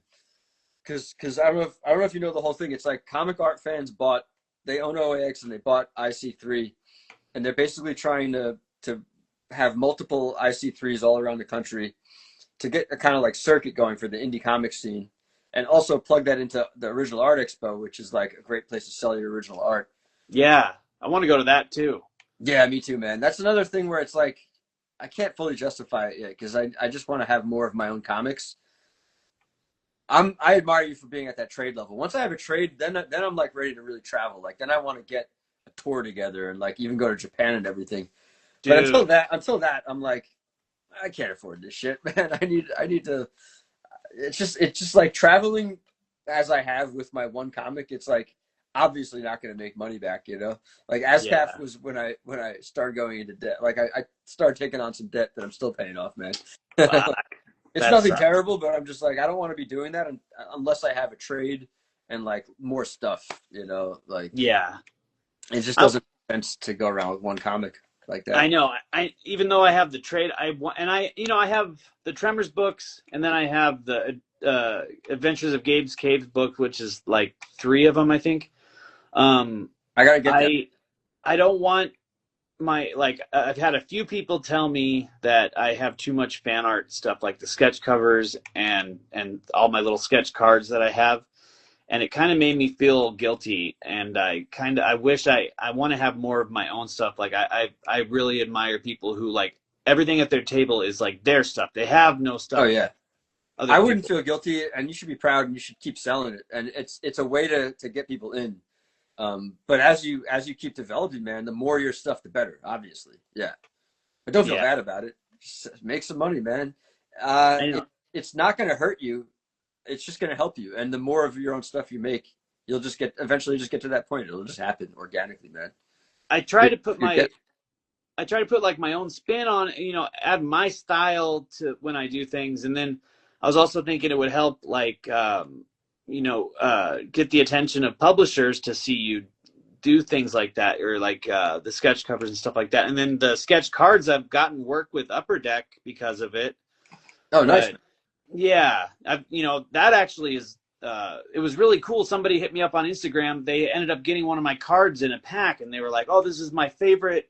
It was Canine, Marvin the Martian's dog, and they were like, "This is my favorite canine that I've ever seen." And it's like this person I would have never met or never heard from, but they got it because I did this set for Upper Deck, and those have been fun. I love those little sketch cards, but I do want to try to have more of my own stuff on my table. I like sketch cards too. I got to start just rocking them in a more organic way. I started doing a bunch for comic art fans. Do you know comic art fans? Yeah, I have a profile on there. I don't Nice. know if anybody's ever seen it or if it does anything, but So twice a year they do comic art live too, which is another thing that's part of the whole thing. Nate just jumped in. I was gonna say Nate's been texting me. He's like, how did it go? I'm like, we're still live, man. So, I know he what's texted up, me Nate? too. But yeah, what I was gonna say is they do it twice a year. Comic Art Fans does Comic Art Live, and I'm really lucky because I did IC3. They give me like a free what do you call it, virtual booth or whatever. Yeah. And also they do the mystery sketch, so you get all these like it is what it sounds like that you pull from like 9x12s or sketch cards and a character, and you pull from a hat. You just pull an artist out of a hat. The artist and the buyer don't know who's getting matched up with what. And so now I've done a bunch of sketch cards, but I get a little like anal retentive with it, where I'm like sketching it before I do the sketch card. I'm like, no, this is called a sketch card. So I just want to like, because I do good. It's better when you just hit it pure. It's like too small to like sketch and then translate. It's just like the original sketch is always better than the one I do on the sketch card. Yeah. I'm like, I just got to own the fact that this is called a sketch card, and like and I believe in myself because it's like it's better that way, man. Every time. It's kind of like that thing. Your thumbnails are always better than your final page. A lot of the time, at least. I always like them more, for sure. Yeah. Yeah. There's something that's always lost in the thumbnail, and it really bugs me because some of the thumbnails are like, I see something so next level that I haven't quite figured out how to bring it into my art yet. It kills me. Yeah. It's so annoying, man. But I know, me too. And every artist struggles with it.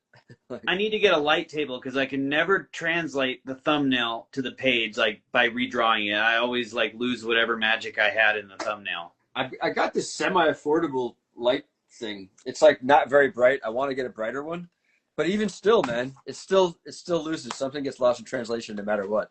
It's just like there's no way for it not to happen, because like a really small little brush stroke that communicates like a whole side of a leg, like once you're blowing it up, even if you do it in one brush stroke, it's not the same thing. You just have to accept it. It's never going to be exactly the same. But you can strive to bring the energy as you evolve, right? That's the goal. Yeah, I'm trying to get better at, like, I went from using microns a long time ago, like when I first started the Carmine Sunshine, and then I switched to the little Tombow brush pens, and I love those.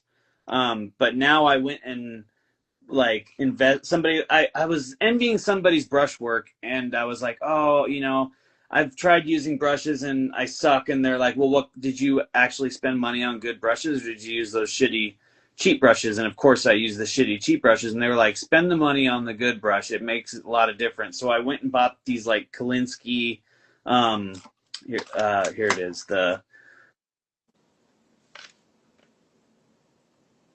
You did something to mute your sound again. Oh, my phone's about to die, but okay. I'll see. I got these like Series 7 Winsor Newton brushes that like cartoonists have used since the dawn of time. Yeah, I got to get some of those too, because I love brush pens, but I want to start using brushes. Yeah, man. Me too. I want to like become a master brush person, but I did a little bit, but it's just like with the pumpkin carving, like it's not there yet. Yeah, I feel like the best way to learn is to just do it all the time, obviously, but like do it for fun. And yeah, I don't know. We've drawn live together, man. You got it. You can just crank. You got the true cartoonist in you. You're not like obsessing and killing yourself while you're doing it. You just start and finish, and it's awesome, man. Thank you, man. That's what I love about cartoonists. They're just like, there's something about cartoonists where it's just like we just attack it, and it's really awesome to see it manifest. Like we did a live where I think it was Nate moderated. Oh yeah, we drew a Chihuahua. Spilled ink, right? Yeah. Yeah, that was my first spilled ink. I've done a bunch since, but that was the first one I ever did. I want to be on that again. I got to hit them up. Maybe they'll let me come on since my Kickstarter is going to start soon. Yeah. I'll help facilitate that. I'll talk to Brendan, man. Okay, yeah. Let me know. Yeah, you can. I mean, hit him up yourself too, but I'll try to connect you all. I will. Yeah, I'll hit him up. Yeah. I wanted to say I love your stuff, and I've always told people you should be part of Super Annie because it just reminds me of the stuff that they do, like Kim Jong-gi and Carl Kapinski, and like I feel like you fit in with that whole thing. Dude, I would love to, man. They've been hit so hard losing Kim Jong-gi and Carl with the stroke and everything. I know. But they're still going strong. I saw them at New York Comic Con this year. Peter Hanstyle, and I forget the name, Dong-ho Kim. Is that how you say his name? Oh yeah. Yeah, they were there killing it. I mean, I love everything they do. I used to be more like tech guy, gear, camera, filmmaker. I used to just set all that stuff up. So I really love what they do. Now I'm just kind of, I wouldn't say I'm burnt out. I am tired, and I don't really want to be focusing on all the gear and all the constant over the shoulder shooting. Like I hate having I hate documenting my stuff. I just want to be making art all the time, you know? But yeah. I really respect their hustle and how they get all their work out there, man. It's so awesome. And I appreciate you saying that, man. Thank you. They're incredible. Yeah, I've said it so many times on my shows and other people's shows, but I saw Kim Jong-gi draw live 3 times. And one was at New York Comic Con, but one was I did a seminar. I paid and I sat in a seminar and like just learned from him direct, man. It was incredible. It was like, yeah. That's legendary, dude. That's so cool. It was life changing, man. Yeah, it was. He drew more in, I don't know, it was like 2 hours or something. It was a longer seminar with other people teaching, but like in the time he drew so much in such a short period of time. And obviously, you know, you've seen him draw. Everybody knows how amazing he was. Yeah. Like, it's just like he breaks it down so it's very accessible and attainable. But then it invites you in.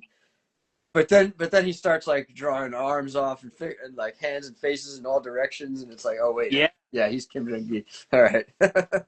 Yeah. Crazy. Yeah, it's phenomenal, man. Definitely. But you said your phone's about to die? Yeah, it's gonna die. Stupid phone. I'm practicing taking care of myself these days anyway, man. So it's almost 10:30, which is where I'm like, I try to wrap things up for myself. For sure. But yeah, man, it's been great to finally talk to you more, because when we were drawing live, we didn't see each other's faces at all. We were just kind of like focusing on that. That's true. We didn't get to hang out at all in Austin, or not Austin, Phoenix. So it's good to kind of like kindly just talk to you like this, man. Yeah, dude, for sure. I was really looking forward to this, and we've been planning on doing it for a long time. I'm glad we finally got the chance, and thank you for promoting the Kickstarter and everything. I really appreciate that. Sure, man. I mean, I got to get this up on YouTube. That's where it'll really help more when I do that, when I do the post once the Kickstarter's up. Because, yeah, man, hopefully we'll drive some sales. It's all about just like, even if it's just creating more awareness, you know, like, have you seen that? Like, I can never remember how to break this down, but there's like the way to create like a real true, like, follower, fan, friend, buyer. It's like, at first it's just like you want to create awareness, you know, and it's like, and it takes time, however many times it takes for somebody to see you before they're like ready to really buy your stuff. And then you gotta, you know, there's like a whole like series of steps to get someone to really like totally be your buyer. But like, one thing about Kickstarter that I know and learned is like the people who are supporting you, like a vast majority of them they're there to like really help you. They don't, like, very few people just want the comic. They really want like to be a part of the whole thing you're doing, which is cool, man. We're building like our own whole like personal, I don't like using the word brand necessarily, but it's like, you know, what you have to offer, man. Yeah. like a community almost. Yeah, it's the community, man. It's the people who are behind you, you know. That's cool. It's funny. There's a lot of jokes to be made about like the people who won't support you, like, but you know, you just gotta focus on the people who do, you know. Yeah. So, Hopefully they, you know, people do. That's why I've always been like scared to do one, is because I don't feel like I have enough of a following, or people don't know who I am enough to even, you know, I would fail, and then that's like a kick in the nuts. But we'll see. it's not like, I mean, you got to do some mental gymnastics to make sure you feel good at the end of the day, right? Don't feel bad about it, whatever it ends up being. It's like it lands. It is what it is, and that's the base you build off of, you know. But I think Kickstarter is not going away anytime in our lifetime, hopefully. And like, I loved it. I really like.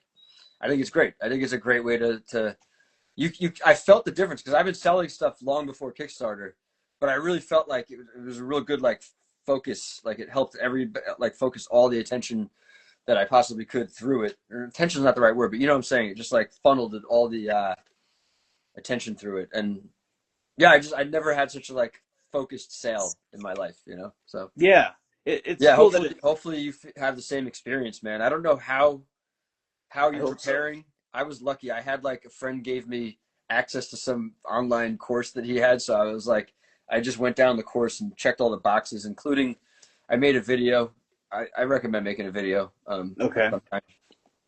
But don't stress it. I think you're ready to go. Just drop the thing, and yep. I'll put this out to coincide with it whenever it is, man. So cool. Thank you, dude. Thank you. And let's get some sales, man. And keep making it, man. And hopefully let's meet at a con and hang out in real life again, man. Dude, for real. Friends.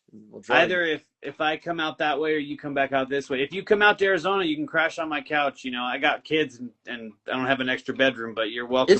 It's so crazy. It's like I was saying, man, there's such a community out in Arizona. Like I went out there, I stayed at my cousin. So I have a cousin. I got Scott Gerard Rule. I got you. I got Nate. I got like a solid base of homies out in. I even have a friend from the New York art scene who lives out there. So it's just like small world shit. So yeah, it's funny that like there's places that I go where I really need help because I don't know anybody, but I know people got me in Phoenix, so it's cool. Hell yeah. Well, word, man. I appreciate it. Oh, and I'm wearing my green Happy St. Patty's. Oh yeah, Happy St. I wore. Fuck, dude, I forgot to wear my shirt. Totally dropped the ball on that one, but yeah, Happy St. Patty's Day, man. You too. I got my corned beef and potatoes cooking right now in the crock pot, so I'm about to go. Oh, hell yeah. That's what's up. That's my favorite way to cook food, man. Oh, man. Yeah. Can't beat the crock pot. Word. Well, I'm really glad your daughter fucking came through on hooking this up tonight, man. That's awesome. Me too, dude. I was about to feel like a total dumbass. We would have figured it out. I actually need to figure out a better way to do this because this is not the best way. But it's just, I like doing it this way for now. So yeah, for sure. Yeah. But word, man. All right, my son. Thank you for doing this. I'll let you get going. All right, dude. Patty's Day, man. Have a good one. You Austin. too, man. I'll talk to you soon. Thank you, man. Definitely. Peace. Later.